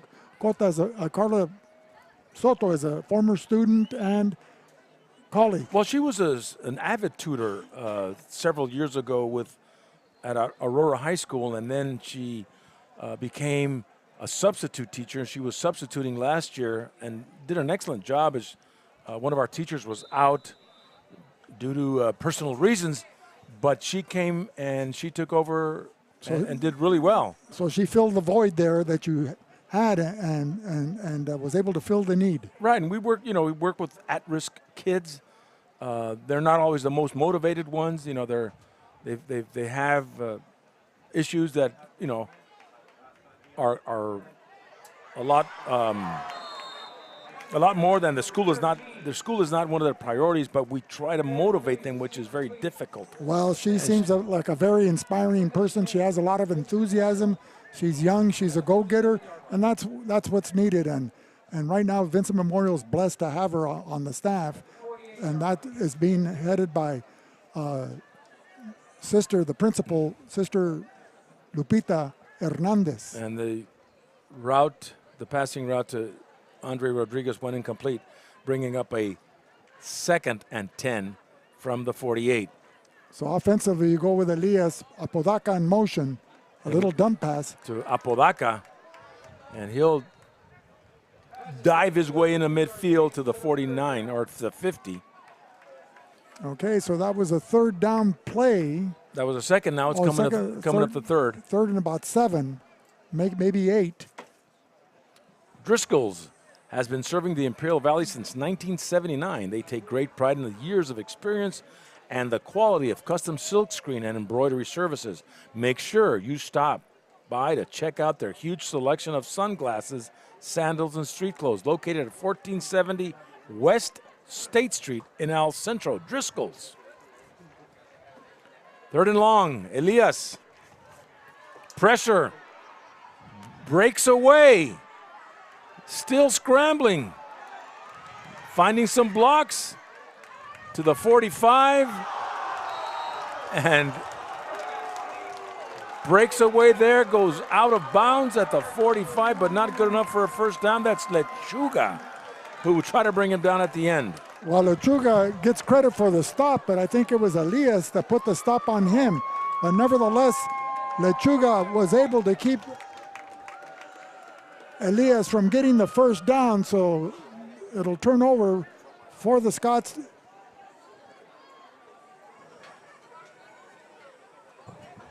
Oh, we still have a 4th down play. I thought that was a 4th down play. No, he was. Okay, my bad. I stand to be corrected again. How many corrections is that this game? We're going for 2, Vic. Shall we try for the hat trick? And the fake punt to number 2, Elordi, will get the first down. Eugenio Elordi is a backup quarterback. He was a star quarterback for the junior varsity last year and started out the season on the JV, and halfway in the first game they brought him up along with some of his sophomore teammates, and he pays off dividends there for Vincent Memorial as he scrambles on that fake punt to get a first down for Vincent Memorial at the 30-yard line of CETYS. Elordi back in, Elias back in at quarterback. He's open in the middle. It's Apodaca. And it's intercepted. That's number 5 for the CETYS Zorros. And a break in the action for the... Trevino is his last name. So Juan Alberto Trevino on the interception for the CETYS Zorros, back to the 20-yard line for the Zorros. They'll start 1st and 10. You know, John, I was watching that play develop as all 5 Vincent receivers were in the pass patterns, and running over the middle in a post pattern was Apodaca. He was open by about 10 yards as he ran between the seams, and it's uncharacteristically by Elias, he underthrew him by about 5 yards. And as a result, it results in an interception, and the turnover is given back as you have Rodriguez, along with number 65 of Vincent Memorial, Gabriel Duarte. But Paredes couldn't, initially from that play, even its inception, was going nowhere, as Rodriguez was already back there keying on the ball carrier and bringing him down. Well, it was Gabriel Tobias Duarte there that initiated that defensive rush and finished off by Andre Rodriguez, dropping Mendoza for a loss. We look like we have an injured player, an injured Vincent Memorial Scott on the field. And so for the best burgers in town, it's Burgers and Beer at 260 North Imperial Avenue in El Centro, open 7 days a week and serving breakfast, lunch, and dinner. Come watch the VSN Game of the Week at Burgers and Beer. And by Imperial Valley College, founded in 1962, proud sponsor of VSN's live stream for all Imperial Valley High School sports. IVC, fostering excellence in education for 60 years. And by Esqued Realty, your hometown real estate office in Calexico and serving the entire Imperial Valley for 30 years. Go see Mark Esqued at Esqued Realty, 357-9707. Esqued Realty, the mark of excellence. So the player looks like he may have a cramp, is taken to the sideline as the play resumes for CETYS on a 2nd and about 14. The ball inside the 20, about the 16-yard line, with Mendoza and De La Torre in the backfield. Well, Rodriguez and Ascolani are flanked on the outside in their outside linebacking positions. Going to the right side, a man is there, Lechuga. Passing the 50 to the 40. Move those chains, stopped by Esteban Turner from his defensive back position, and a 1st and 10 for the CETYS Zorros. Well, a beautiful pass thrown over the middle of the field by the quarterback Mendoza, Angel Mendoza, to the getting behind the defense of Vincent Memorial, but Vincent Memorial closing the gap quickly and making that tackle was Esteban Turner, number 12. So 1st and 10, De La Torre with a handoff. And stopped there by number 7, Max Ascolani. So it'll bring up 2nd and 10, no gain. Max Ascolani with the initial contact, and then finishing him off was number 23, Juan Carlos Sainz, as the duo of Ascolani and Sainz coming up big here for Vincent Memorial. They're now faced with a 2nd and 10. Under 7 minutes to go, 6:45 and counting. So at the 40-yard line, the CETYS Zorros. Well, CETYS not having success against the rush defense of Vincent Memorial. So they're going to the air, and quick pass, but not where number 7, Aceves, can catch it. Well, pressure put on by number 13, Andres Rodriguez, the outside edge rusher, as he put pressure on Mendoza. Mendoza had to get rid of that ball early. John, who's bringing this game to us tonight? Top Notch Barbershop. Visit Big Chris at 317 Wake Avenue in El Centro for a one-of-a-kind haircut. Fresh fades, always a cutaway. Top Notch Barbershop. Subscribe to our VSN YouTube channel and follow VSN on Instagram. So 3rd and 10. Mendoza fakes it, goes, airs it out, way up there. And Esteban Turner just shadowing the intended receiver stride for stride. He had nowhere to. Encina's the intended receiver. Right. And would that be defensive pass interference? Because it looked like they were both going up for the ball. John, I would say that was outstanding defense applied by Esteban Turner. And they're having a conference down there. I mean, you can't penalize defensive excellence. Pass interference on Vincent, so they'll give a 1st down to. Oh, there was a flag down there. Yeah, way down over there by the 15-yard line. I'm going to have to go back and see my ophthalmologist. Again? I thought you already took care of that. At Arctic Air, we know that having the right people on the job is just as important as choosing the best equipment. Our York-trained professionals provide you with top-quality equipment, skilled installation, and an expert analysis of your comfort needs. Contact Arctic Air Conditioning and Heating at 352-8855. So a 1st and 10 for CETYS at the Scott 25. Mendoza looking to his left. Sees the receiver. The pass is caught. A slant pattern to number 21. That is Paredes, picking up about 6. Ulises Paredes, the wideout for CETYS, one of their talented receivers,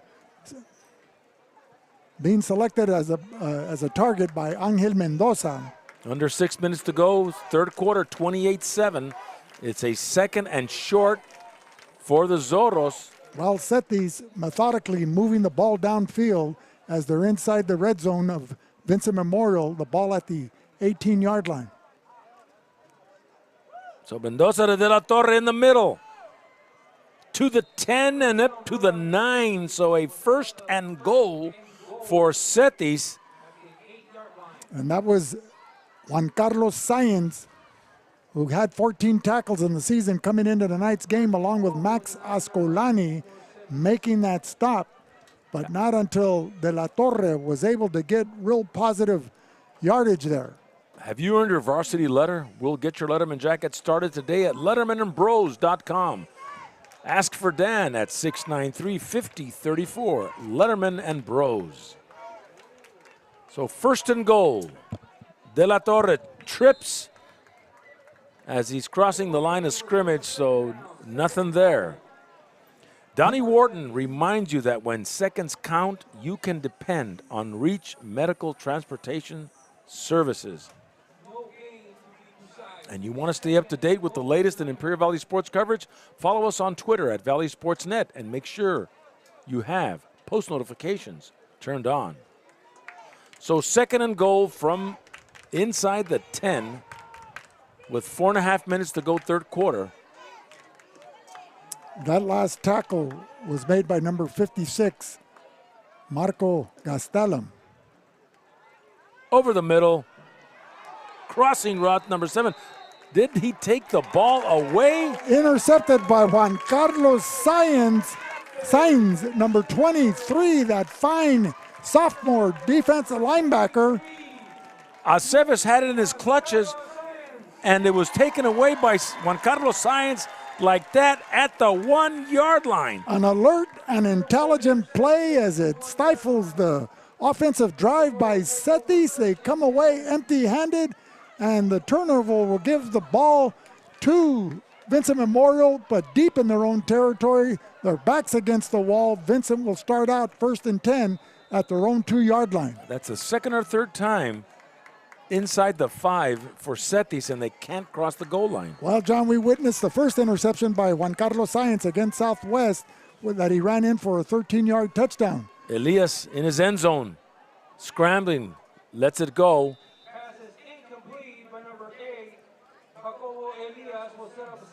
Well, you know what I like about the Vincent offense is there's no fear on what they call or what they try to run. They'll pass from anywhere, even the parking lot, as I mentioned earlier. Well, they were pretty close to the maintenance and operations warehouse from that play. Well, you had Elias just standing inside the back of the end zone, throwing off his hind foot, and wisely throwing that ball away to avoid the touchback. And Elias finds Andre Rodriguez, lowers his shoulders, breaks away, and pushed out of bounds at about the 18. First and 10. Move those chains. Picks up 13, 14 yards. He picked up 16 to be exact, and that gives Vincent Memorial some breathing room as now the ball is out at the 16-yard line. You're right, John, 14 yards. Okay. Who am I to correct you? We keep correcting each other. That's good. That only makes you better, when you get corrected, because you keep on making the same mistake. That's insanity. And you expect different results. 1st and 10. The ball at the 16. 3:23 in the third quarter. Jacobo Elias over the middle. Andre Rodriguez couldn't find the handle, and he was running before he had the ball. That's right, and he had some running room to boot, and 3 blockers led by number 10 of Vincent Memorial. That was Carlos Mota to lead the blocking, but it falls incomplete. Timeout is called with 3:15 to go. Sanders Incorporated in Architecture and Engineering. At Jimmy Sanders Incorporated, architecture and engineering is our expertise. A leader in design, development, and delivery, Sanders Incorporated is a proud supporter of Imperial Valley football, and we wish all our Imperial Valley schools a safe and successful season. And by the IID, remember what Dippy Duck says, never swim in canals and always conserve energy during peak hours. And by Grosso's, an Imperial Valley tradition since 1955. Hank Barron and his family owned and operated Grosso's, located at 1902 West Main Street in El Centro. Open Wednesday through Sunday, starting at 5 p.m. Order to go or come in for the Italian dining experience. And by Imperial Printers, where we're ready to help you with your next project, from business cards to yard signs and everything in between. Located at 430 West Main in El Centro. Imperial Printers, what can we print for you today? And by Intercare since 1970. When it comes to healthcare, Intercare is here to help with locations throughout the Imperial Valley. Formerly Clínicas de Salud del Pueblo. Intercare, improving the health and wellness of the community. And by Marianne Valenzuela Fenley, your State Farm insurance agent. Like a good neighbor, she's located at 122 Main Street in Brawley. Call Marian Valenzuela Finley at 344-0447 for all your insurance needs. So welcome back there, ladies and gentlemen, with 3:15 remaining here in the third quarter. Vincent Memorial 28, CETYS 7. Elias looking, rolling, and looking for Malo, incomplete. You know, I think it's a surprise when Elias throws an incomplete pass, as we've grown accustomed to this athletic excellence that he's displayed over the last 2 years at the quarterbacking position. And he was an outstanding freshman wide receiver his first year of varsity football. So 3rd and 10. I might add, John, that he's Jacobo Elias Araujo. Very important that you say the Arajos because their families grew up in Calexico. And he completes a pass to Andre Rodriguez, right flat, on a slant to the 25. A pickup of 8. Bring up looks like it'll be a 4th and 2. Well, a lot of these Scott players are children of Vincent Memorial alumni, as it transitioned from an all-girls school in 1966 to a co-ed school or the class of 77. And it's continued today where now they're, according to their principal, Lupita Hernandez, their enrollment is at 350. And so that's one of the largest enrollments that they've had in recent history. And that's good. Enrollment, penalty flags all over. Movement, looks like an offsides false start against Vincent, moving it back 5 yards. And it looked like number 66, Gabriel Duarte. That name should ring a bell with you, John. That's Tobias Duarte. I saw his father earlier today. We exchanged a few words, and he told me that that his son was on the line. Right, he looked like he got, the way he reacted was like he got caught with his hand in the cookie jar. And the grandmother came and turned the lights on in the kitchen. So Lechuga and Encinas getting set to receive the Guevara punt. It takes a CETYS bounce at the Vincent 47. For all your real estate needs, give Doug or Andrew Dom a call. The Dom team at 337-8600. The Dom family has been in the Valley since 1908, so for business, residential, and farmland real estate, it's the Dom team. And by CR&R Incorporated, Environmental Services. With recycling now more important than ever, CR&R Incorporated has developed innovative and recycling and reuse programs. CR&R Incorporated, the face of a greener generation. Well, the defensive interior of Gabriel Gonzalez, along with Emilio Fimbres and Montaño. Mendoza over the middle. Lechuga caught. 10-5 touchdown, CETYS. A 46-yard touchdown pass on their first play from scrimmage here on this drive with 1:50 remaining in the third quarter. Gives the CETYS Zorros an additional 6 points as they raise their total to 13 and now find themselves down by 15 points, 28-13. So the Zorros finally get into the end zone here in the second half on an excellent pass from Mendoza to Lechuga. And the Zorros take it to the house. Now they're trying for the point after. Well, CETYS is very impressive with their big play capability, John. You can't turn your back on them because they can strike quickly. And they did just that. They caught the Scots off guard. And the point after is good. And so with 1:50 to go third quarter, 28-14. Vincent, and we'll be back with more in a minute on the Valley Sports Network.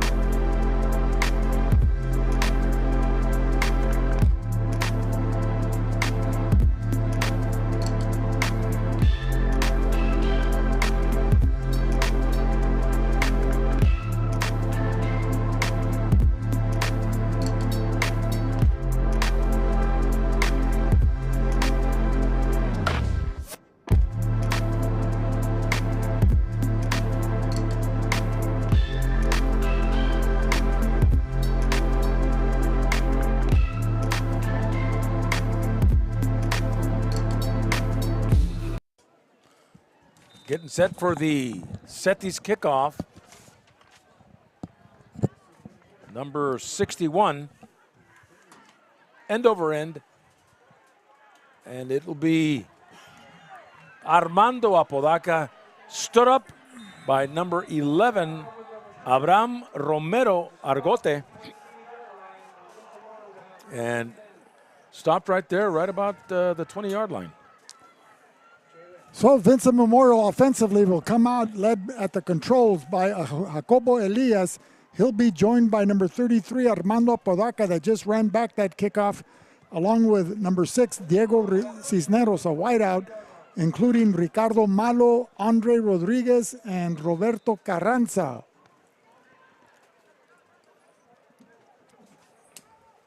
First and 10 at the 23 for Vincent Memorial. Field General Jacobo Elias. With Apodaca split here to the near sideline. He's got 4 receivers left side. Looking in that direction. Malo with a dump and run, taking it to about the 20. He goes out of bounds. The 30, excuse me. You know, inside the 30. John Elias came into tonight's ball game with 88 passing attempts and 51 completions for 828 total yards. His quarterback rating is an impressive 111.4 on the young season thus far.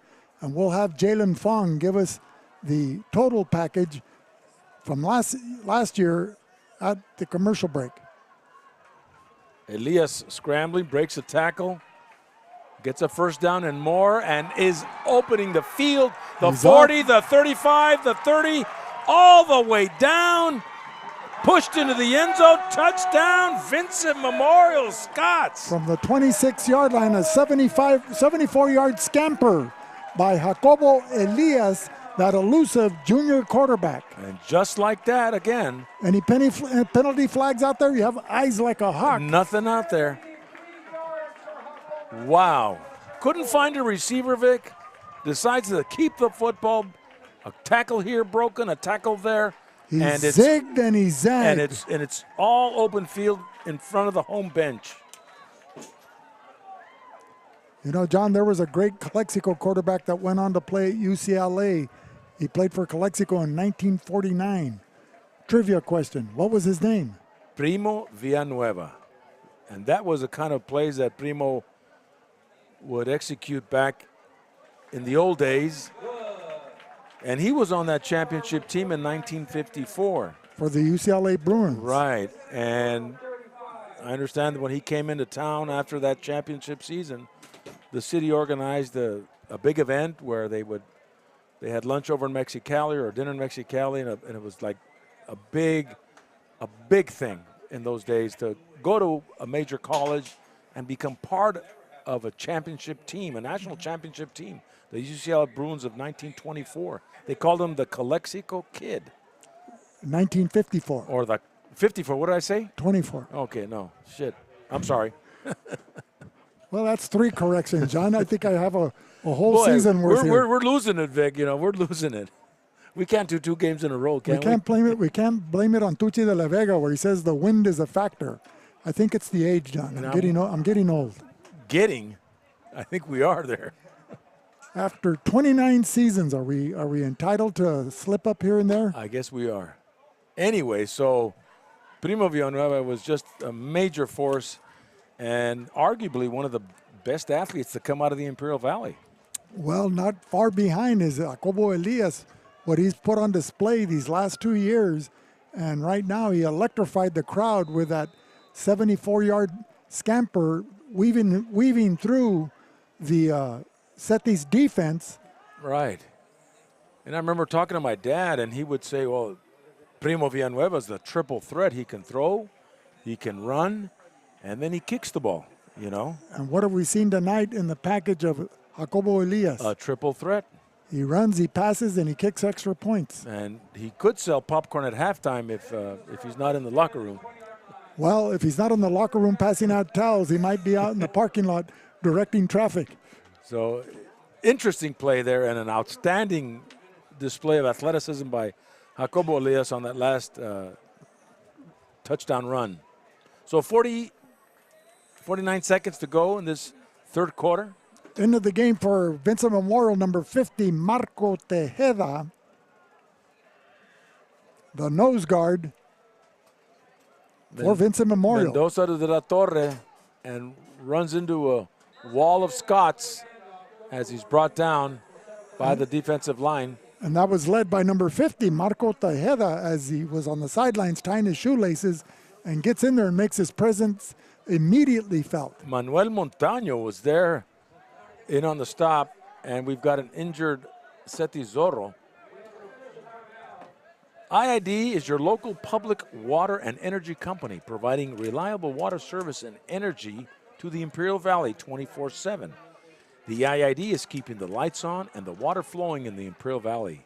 Tonight's game is brought to you by Jesus Cachu Escobar, your county supervisor, District 1, and a proud sponsor of the Valley Sports Network. Jesus Escobar would like to thank his constituents of District 1, and he wishes all Valley teams a great season. Tonight's game is also brought to you by Ivy Welding and Mechanical, industrial welding contractor, serving the geothermal and all industrial facilities in the Imperial Valley. Ivy Welding is a proud sponsor of VSN. Located in El Centro, call Fred at 760-482-WELD. And listen to the Que Pasa Calexico podcast for candid conversations with many of Imperial Valley personalities. Jose Alejos has been hosting the podcast for over 5 years and has interviewed people who have ties to the Imperial Valley, who may be running for office, and have some interesting stories to tell. So stay tuned for the next Que Pasa Calexico with Jose Alejos. Learn, grow, and make the Imperial Valley a better place.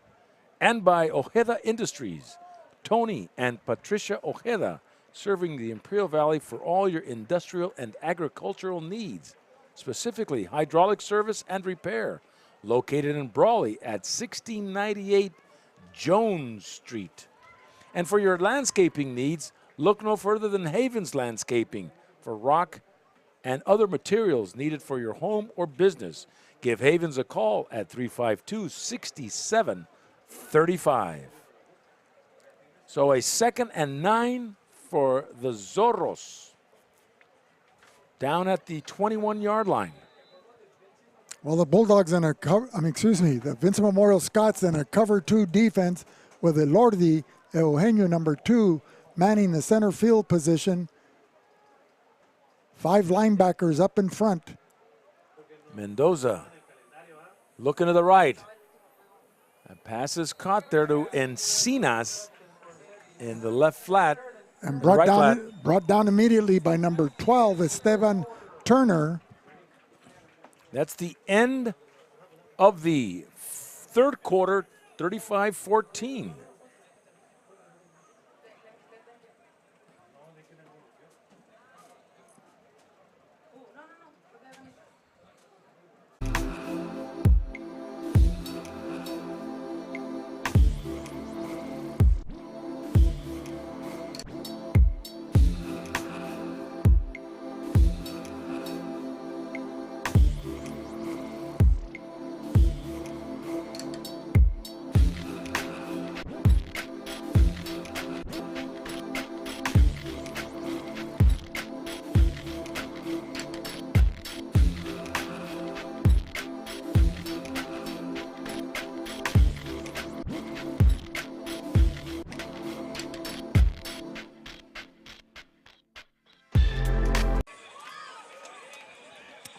So from the Chocolate Mountains to the Sea of Cortez, all along the border on a Thursday night, it's exciting Imperial Valley football featuring the Vincent Memorial Catholic High School Scots as they go into the fourth quarter, leading 35-14. Vincent Memorial on their vaunted defense taking the field to start the fourth quarter against CETYS and Angel Mendoza, the quarterback. 3rd and 4 at the 27.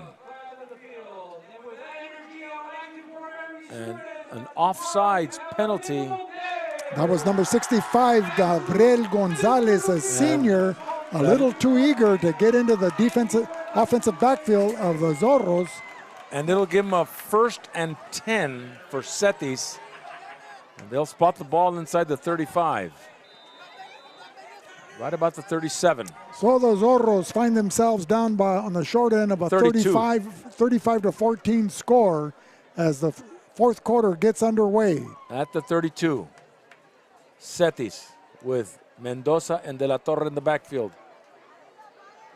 Looking to the other side, Lechuga cannot hang on to it as he's streaking down the far sideline. Well, John, you can't deny the pass thrown by Angel Mendoza, who supposedly, according to their head coach, Herman, is the backup quarterback because the starting quarterback had some passport issues and wasn't able to cross to come and play in tonight's ball game.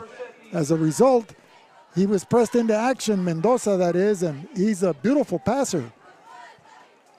So a 2nd and 10, ball at the 32. Mendoza's scrambling, keeping the football, and hit out of bounds. Slowed up by number 54, Manuel Montaño, and then polished off by number 52, Emilio Fimbres, as the two sophomore defensive linemen making their presence felt not only throughout the ball game, but more importantly here in the fourth quarter as Vincent comfortably ahead 35 to 14. So 3rd and 9 for CETYS.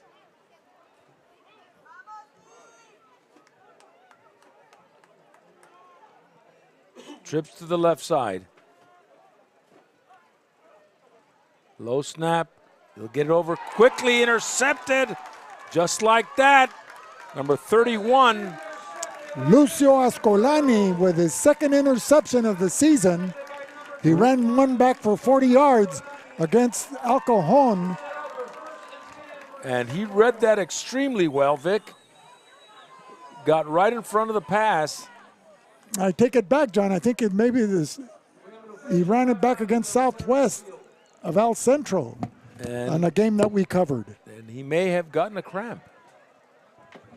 Well, it's still early in the season, only the fourth game. Vincent didn't play last week because of the inclement weather, and that game was postponed till October with Castle Park. I believe it's the 7th.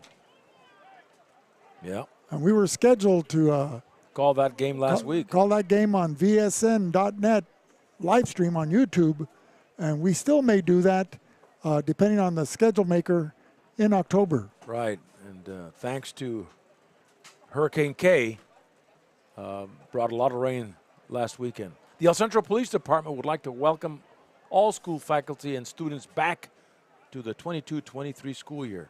The best of luck to everyone from the El Centro Police Department. So tomorrow night, we've got our first Calexico game against the Hopeville Vikings. These teams played 2 games last year, one in the regular season and one in postseason. The Bulldogs lost to the Vikings in the preseason, and then in the postseason for the playoffs, the quarterfinal. Another outstanding, exciting game. Bulldogs won and went in to play Mission Bay. But tomorrow it'll be Hopeville, it'll be Calexico, right here on the friendly confines of Willis Ward Field. We missed the band boosters and their carne asada. Hopefully, maybe they'll get something tomorrow. Well, John, and both Calexico and Hopeville have a common opponent, as Calexico defeated CETYS of Mexicali a couple of games ago, and the Hopeville Vikings dropped a heartbreaker this last Saturday at Hopeville at Burger Field against the visiting CETYS Zorros. So it'll be interesting tomorrow, and you'll catch it live on VSN. Jacobo Elias to Armando Apodaca takes it inside the 5 for a first and goal as he spins and tries to get away. Well, he avoided the initial contact and was able to spin away, as you mentioned, and take the ball inside the 10, inside the 5, down to the 3-yard line, as once again Vincent Memorial's knocking on the CETYS end zone. So first and goal for the Scots, 10 and a half minutes to go. Fourth quarter.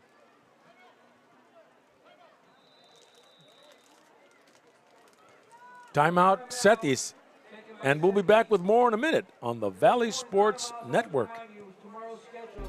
Reducing energy use during the summer is more important than ever. This summer, IID encourages you to do your part by setting your thermostat to 78 degrees or higher, avoiding the use of large appliances between 4 and 9 p.m., and turning off all unnecessary lighting. But there's more. IID provides a number of summer energy-saving opportunities to help you make the most of your energy savings efforts. Check out our tips and energy saving guides at IID.com. Let's work together to stay cool and save energy this summer.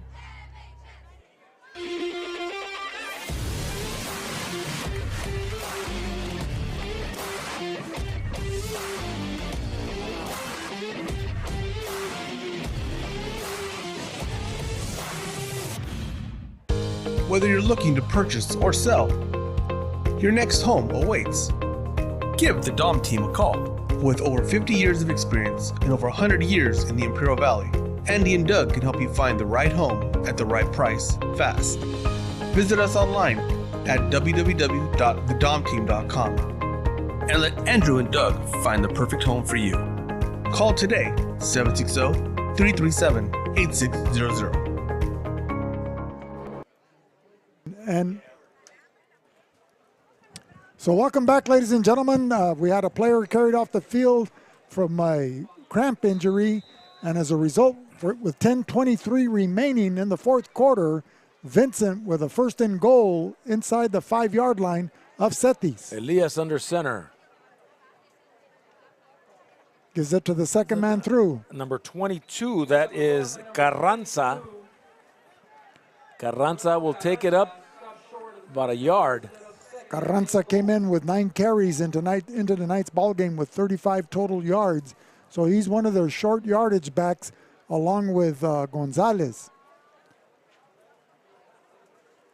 A pop pass is caught. Touchdown. Vincent Memorial to Malo. Ricardo Malo. And from the 2-yard line, taking it to the house, touchdown, Vincent Memorial. So that's 42-14, waiting for the point after. 41-14, fourth correction, John. Oh, my God. And we're waiting for that point after. I got to throw in the towel, Vic. And math, along with English literature used to be your favorite and best subjects in high school. You could balance your checkbook to the penny. Every day of the week. Nobody knows what a checkbook is anymore, Vic. Picking up all those quarters and nickels and dimes under the pool tables at the Double M Billiards. Nothing but deposits. So Jacobo Elias with a point after. Will make it 42-14 if he makes it. Bad snap. False start. Well, I think that was on the indecision by the center, Gabriel Guilin, because even the kicker, Elias, was already in forward motion, anticipating the snap. So they'll move it to the 8-yard line.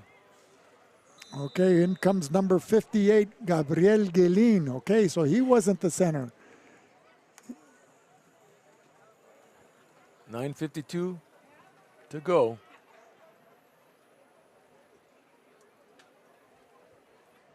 And there it is, it's good. So now 42-14, and we'll be back with more in a minute on the Valley Sports Network.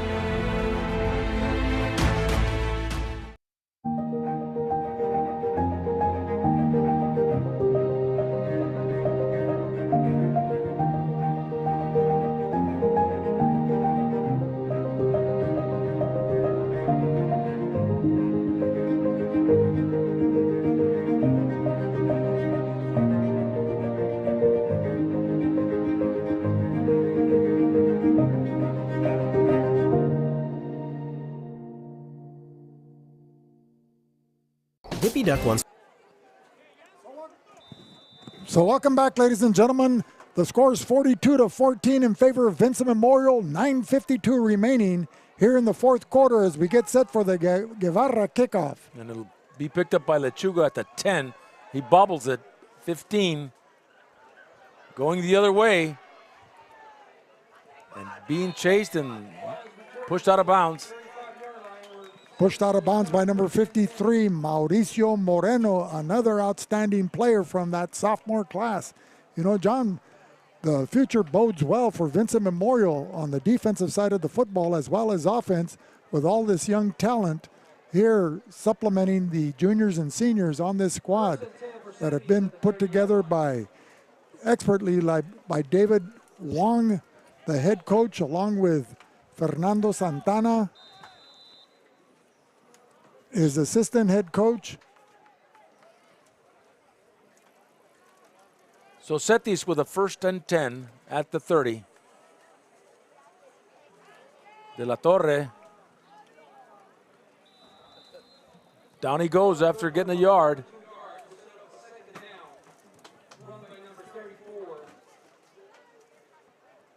So it'll bring up a 2nd and 8. As we're well into this fourth quarter. 42-14, Vincent.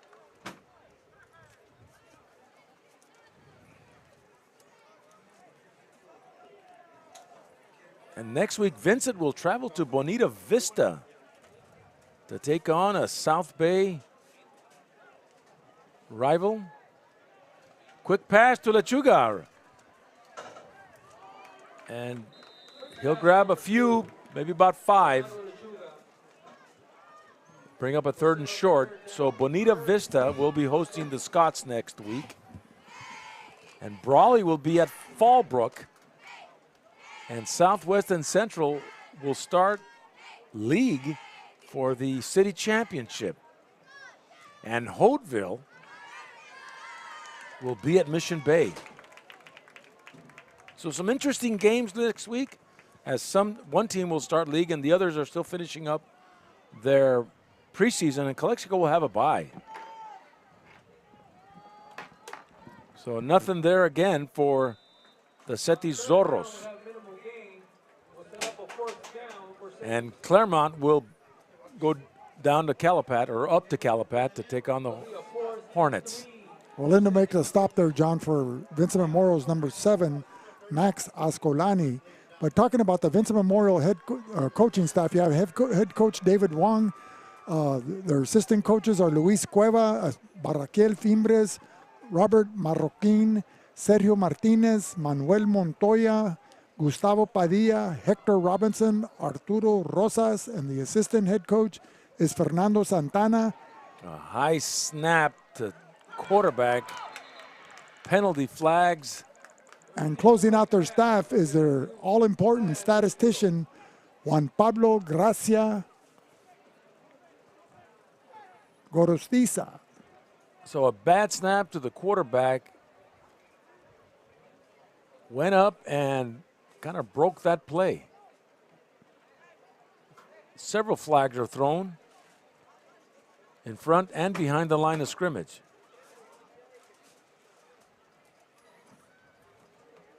Seven and a half minutes to go in this football game. The clock has stopped. So Vincent will take over offensively at the CETYS 33-yard line. They're going right to left, northbound, as the CETYS Zorros are defending the northern end zone here at Willis Ward Field.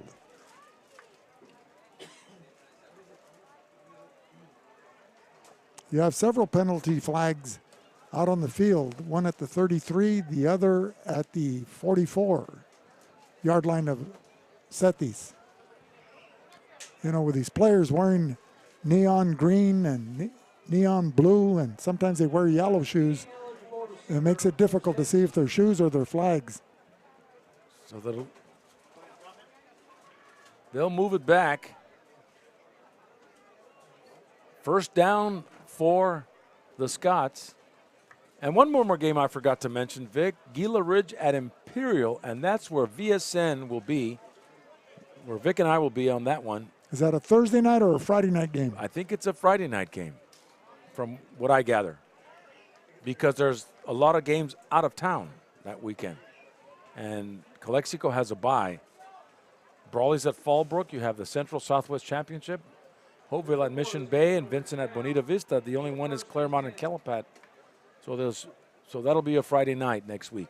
Well, warming up on the sideline is the southpaw quarterback number 2, Eugenio Elordi.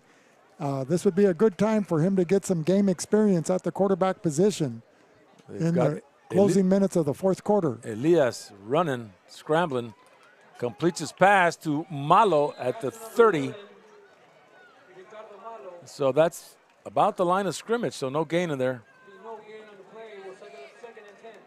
And so now you have number 2, Eugenio Elordi, the sophomore quarterback who started for the junior varsity last year. And this year, the first game of the season, but the Scots brain trust employing his talents on the defensive end in the second half of their first game, and it paid off dividends, and now he's getting a chance to show what he can do at quarterback and get some game experience under his belt. In shotgun formation, Elordi. And he's a southpaw coming this way. Completes his first pass to Malo, but penalty flags thrown. With a scrambling quarterback like Elias and Elordi, sometimes the linemen are caught holding their blocks and not knowing which direction their quarterback's going to be going, whether he's going to throw or run. Holding. That's usually the predicament. So nullifying that gain or that no gain. It's a 10-yard penalty. But completing the pass, building some confidence, rolling. Second and about 25, I should say. So an empty backfield, 3 receivers to the near side, 2 receivers to the far side. Everybody will be in the pass pattern. They'll be running deep, intermediate, and safety valve just past the line of scrimmage. Twins right, the Twins being Rodriguez and Apodaca. Short pass to Rodriguez.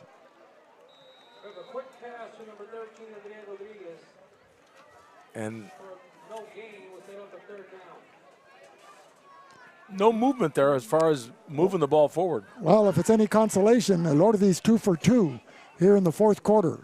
But he's lost yardage, but he's completing passes. It would be good to see Vincent with a good running game, to balance this outstanding passing attack. And they wouldn't have to rely on the pass all the time. I remember back in 1998, I interviewed Coach Al Gutierrez. He had Mikey Vargas, Alonso Torres, and Richard Alarcon, Izzy Cristian. And I said, what are you going to do? What should we see for the Bulldogs tonight, Coach Gutierrez? We're going to throw. We can't run, so we're going to throw the ball.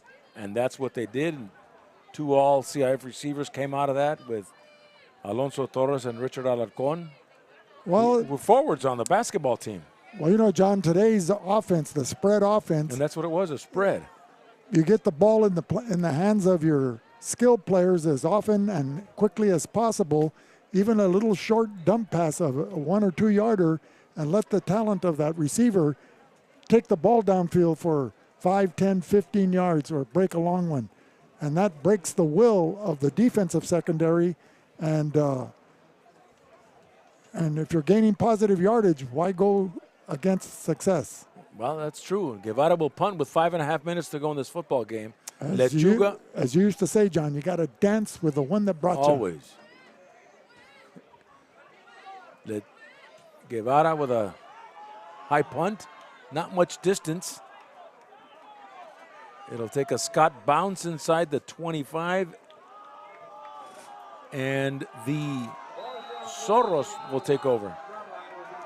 The ball down by Emilio Fimbres, the first man downfield defensively for Vincent Memorial.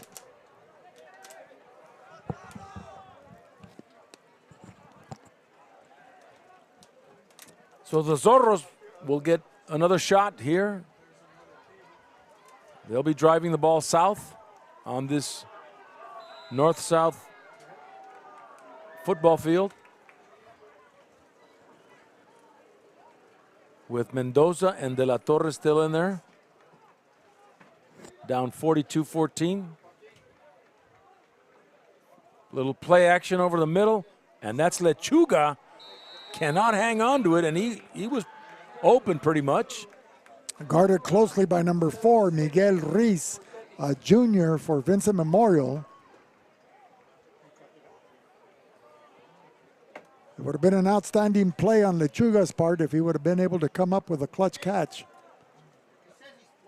Yeah. Instead, it's a second and a long 10 from the 25-yard, 23-yard line of CETYS, as they implement the spread offense with one lone running back standing to the right of the quarterback, Mendoza. Quick pass to Aceves, and he'll get the first down. Pushed out of bounds immediately by number 17, Roberto Rivera, from his defensive back position.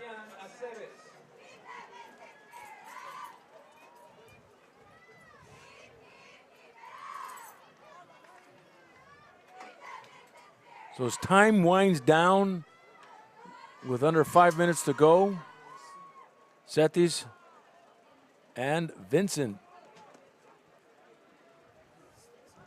right about mid-season here.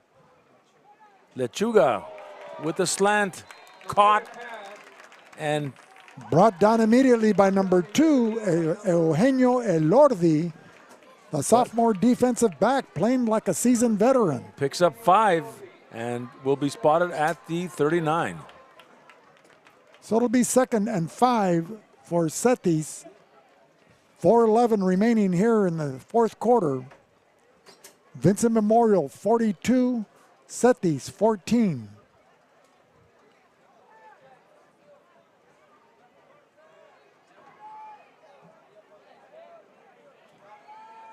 And Mendoza, another pop pass to 21, Paredes, incomplete. You know, we'd like to thank all our sponsors who make our broadcast possible. Arctic Air Conditioning and Heating with Cesar Rodriguez. Imperial Valley College, founded in 1962. The El Centro Police Department. The Dom team, Doug and Andrew Dom. Ojeda Industries with Tony and Patricia Ojeda. Havens Landscaping and Rock Supply. Intercare since 1970, formerly Clínicas de Salud del Pueblo. And Mendoza, looking deep. Lechuga. Too much traffic, and it goes incomplete as he had to stop to catch the ball, and everybody Well, it came was in broken close. up by a freshman, John Alvaro Pereira, who was closely guarding on that play along with Roberto Rivera. And our other sponsors, Esquer Realty with Mark Esquer, Burgers and Beer and Jaime Honnold, CR&R Incorporated, Environmental Services, Ivy Welding and Mechanical, Fred Baeza, Jesus Cachu Escobar, Supervisor, District 1, Marianne Valenzuela Fenley, State Farm Insurance Agent, Sanders Incorporated, Architecture and Engineering. Another deep pass to Aceves, but way over his head as he's running a streak down the near sideline. Being shadowed by number 4, Miguel Reese. Go ahead, John. We still have some other sponsors. We have a Reach Medical Response Service with Donnie Wharton, the IID, the Imperial Irrigation District, Letterman and Bros, Custom Embroidery, Top Notch Barbershop, and Driscoll's since 1979. Ladies and gentlemen, this broadcast is the sole property of VSN, the Valley Sports Network. Any reproduction or rebroadcast without the express written consent of the owners is strictly prohibited. Back to you, Johnny Moe. Well, we got a 1st and 10 for Vincent. They CETYS Zorros turned the ball over, couldn't make it happen as they try to go deep in the last 3 plays. And now we've got Elordi taking the reins, a southpaw. going over the middle and almost intercepted there by number 5. But Apodaca was the intended receiver. So stopping the clock with 3:26. And it'll bring up a 2nd and 10 from the 39. You know, that's what I like about the Vincent Memorial offense, John. They play to win, not to lose. So you got to keep your foot to the metal to the pedal. Keep your foot on the gas and keep it going. Right. You don't change anything. No, you keep trying to score. And they're up 42-14. A little over 3 minutes to go with Elordi. Steps up, underthrows number 22. That's Roberto Carranza. And it's good he's getting his feet wet out here, Vic. You know, you never know what'll happen. And Elias is only a junior, right? Right. And Carranza, a sophomore, came into tonight's ball game after 3 games this season with 8 receptions for 111 yards. So he's a familiar and favorite target of the quarterbacks that implement the Vincent Memorial high-octane offense.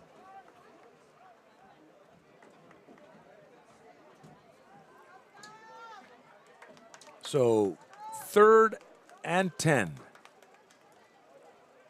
Elordi scrambling and lets it go and intercepted by the Zorros, number 21. And that's Paredes. And they'll have another shot at it with 3 minutes to go. Back inside the 25-yard line at the 24.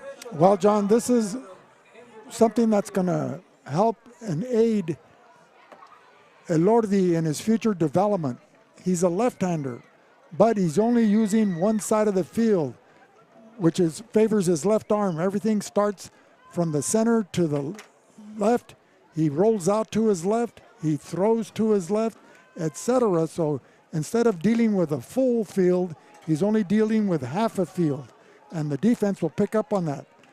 The contrast, Elias utilizes the whole field from sideline to sideline, and in between the hash marks, he's proficient at rolling out to his right or rolling out to his left, and that's what makes him difficult to defend.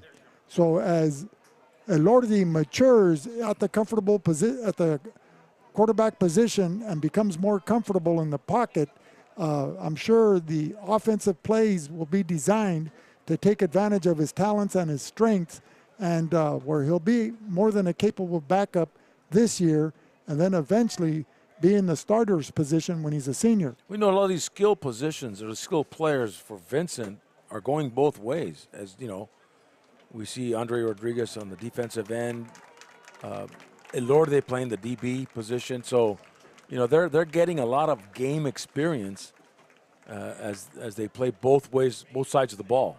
Well, one of the advantages for Elordi, even though he's only a sophomore, playing defense, he gets to read the offense. And playing that quarterback, he gets to read the defense and understand what their little nuances are.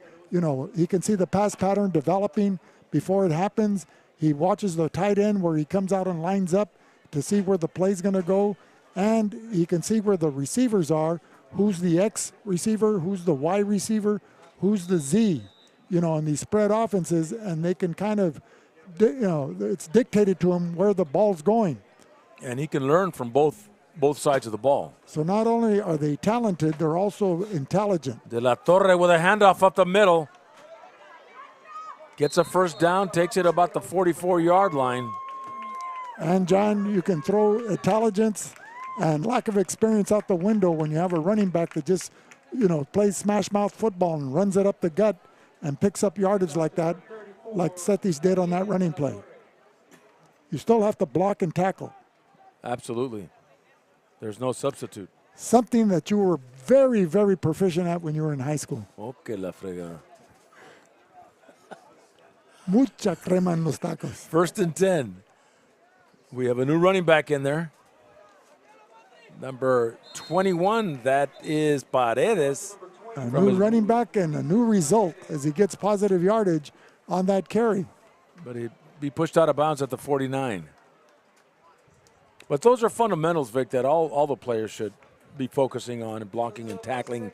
Receivers need to block and tackle, but, you know, when they're going out for patterns, they know the ball's not coming. They've got to be out there, you know. Well, you know, when we've been able to witness over the years the communities that don't have a strong youth program that serves as a feeder system to the high schools, there's that drop-off in knowledge. And it takes a couple of seasons to get these kids that experience to know how to play football. And Lechuga gets a first down and more. Knocked out of bounds inside the 40 or at the 41. You know, you have to emphasize the technique, show, you know, the blocks, but how to block and why they're blocking. And how to fire off the ball to block, because stance is extremely important to start your momentum. And how to set up the next block, that's gained by experience, because if you're going against an experienced defender, you know, you're not going to fool them always throwing the same pitch down the middle like it's in baseball.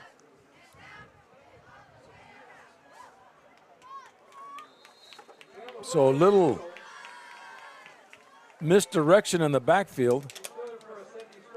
And CETYS will get the first down, take it to the 30. Looks like Juan Carlos Sainz was shaken up on that play. Might have gotten a Charlie horse on his thigh or hip, trying to make that tackle in the CETYS backfield. And 37 seconds and counting. This will probably be the last couple of plays for the Zorros. First and 10. Quick pass to Paredes. Another first down. Stopping the clock with 22 seconds. And timeout is called. And with us tonight is our program director, Mr. Will Torres, who graciously came over to help us out tonight, test some equipment. Good evening, guys. Great game today. It kind of opens up a little bit. You know, we saw the Halcones play Hopeville last week, and Halcones handled Hopeville pretty well. That's not to say it's one of those 50-50. Hopeville did commit a lot of errors, but still, you know, you got to show up to play, though. So, you know, and now you have Vincent Memorial kind of taking the reins right here in the standings here. All right, Vincent Memorial's always had an exciting offense and an extraordinary defense, and they're getting to show not only their talent to the fans that are here in attendance, but also on VSN, where it goes on the internet and it goes internationally. And that's a credit to you, Will, because you made all this possible when you started this idea 5 years ago. And that was a touchdown pass to number 21, Paredes, for the CETYS Zorros late in the game. So, Will, can you elaborate on that? What spawned the idea and the inception of Valley Sports Network? Well, there was a lot of things involved, Vic. As you know, we used to referee a lot, and it'd be fun to come in. And what happened was the sports departments just dropped the ball, you know, when it came to any kind of media. And you know, I felt they just focused on one game of the week and stuff. And you know, we decided to put it this way. Our thoughts weren't to go live streaming like this. Our thoughts were just highlights. We were just going to go highlights. But then Joaquin Matus came into the picture. He goes, look, we can step it up. And I go, all right, let's step it up. You know, let's show what we got. And that's how it really started with Joaquin stepping it up and pushing the limits to what we can do. And so the monster was created, and that's reflected in the number of views that you get on not only on game night, but it's in perpetuity and over the weekend and into the ensuing weeks. Tell us about that. So one of the things, Vic, when we first started, for example, tonight we've got about 170 plus viewers, you know, which isn't bad. We have a team from Mexicali watching, and then we have Scots, which we're barely getting into the program, correct? And then we used to. Those are good numbers. If you think about it, 170 plus, all 200 viewers, that's a pretty good numbers right there. But we're used to averaging 4,000 to 7,000 viewers. Well, when we do a Central game, when we do a Calexico game, when we do a Brawley game. Well, we're competing with the Chargers and the Chiefs tonight, though. Yeah, and then yeah. But Vic is right, though. The numbers, I was happy 2 years ago when we were getting the 100, 170, 200 numbers. I was going, oh, man, this is really good. But now, as soon as you get home after you guys do a live stream, you're already in the couple of thousands already. So it's really picked up. It's really picking steam. Is this the end of it? I don't think so, Vic. I still think there's a lot more coming. Well, John, I see a lot more coming. We're going to be wearing blazers with a VSN emblem on it, and hats and canes and topsiders. Well, I always have to remind everybody, you don't need much to make you look good, buddy, man. You the man down here and up here. People like us, like John and I, we're just here for the ride. You know, John? We're just the ham and eggers. Yeah. The ham and eggers. Well, it all goes back, John, from the Chocolate Mountains to the Sea of Cortez. You're the voice of choice, and I think that's why this has really taken off. Now, and on another note, thank you. John and I, we pushed this. I still remember that day when he finally made up his mind. We were jury duty, right, John? We were in jury duty, and I go, John, come on, let's make this happen. And, it was just one of those things where, like, we had to show people what we had. We had to show the product. Once John saw the product, he goes, yeah, let's do it. And then that's how VSN South, we call it, came into the picture. And we got to keep up with the technology that is in this day and age. This is just such a greater medium for not only the people that used to listen to Bulldog Radio, but now for the entire valley. Well, what it does, John, and I think that's what launched all of this, is it gives key exposure to our high school athletes. And and when you can get somebody a scholarship, whether it's to a small school or a Division I school, I mean, that's priceless. Yeah, it is. And on top of that, it's just awareness. People on the coast, San Diego, not too many have this. Now, the TV KUSI has this, but they're a TV station. We're not there to compete with them. And the other people is the automated cameras that the schools have. And those are not handled by humans. So it's I mean, look, if you don't have nothing, it's good. But listen, we try to give out the best product, keep up with technology, and that's credit to Joaquin Matus, Ron Rubio, John Moreno, and you can't forget Jose and of course Panchito and Victor yourself. So I mean, it's a tough ride. I mean. Well, you can tell that you're successful when you have people calling to find out if you're going to televise their respective school, or they complain to you, why aren't you televising our team or our school? And so that's a good problem to have as we try to provide the maximum coverage and exposure to our high school teams here in Imperial Valley. And that's our goal, to expand one more team. That's our goal. We've been talking about it. But we want to get better as our 2 units are right now. We want to get better. We want to perfect it. We're working on 2 cameras right now. And so that way, VSN South, John Moreno and yourself have that. So we want to perfect it before we start getting too much in. So, you're going to see a lot of new things. But that's our goal. John and I have talked about it. And we just want to, okay, you know what? We got to get this right before we start expanding a lot more. Our product's got to be better. Well, you're right about that. We strive to be perfect, and there was a blip on the radar screen today as John had a couple of slip-ups.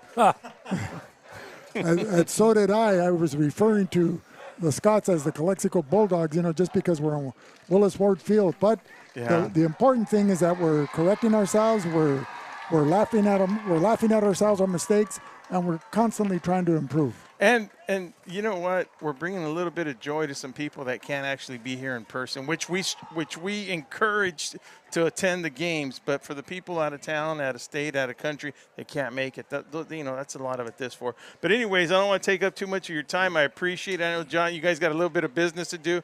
Much appreciation, guys. John and Vic, you guys have really lifted the VSN brand very well. Well, we bring it back to John Moreno, the voice of choice for VSN and Valley Sports Network South and Bulldog Media. John, take it away. Thank you, Vic. The Vincent Memorial Scots come out ahead in this game. The final score of 42-14.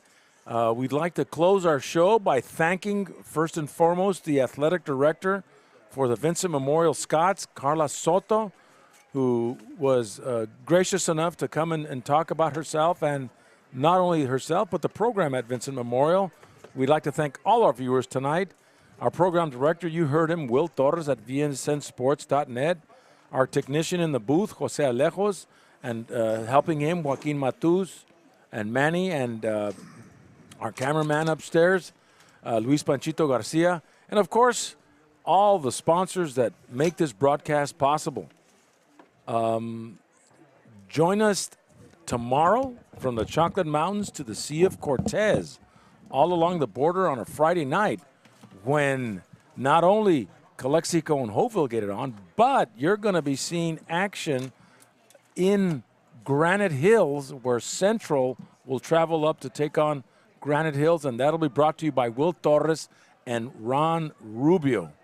So tomorrow night at 6:45, you can catch us, Calexico and Hopeville.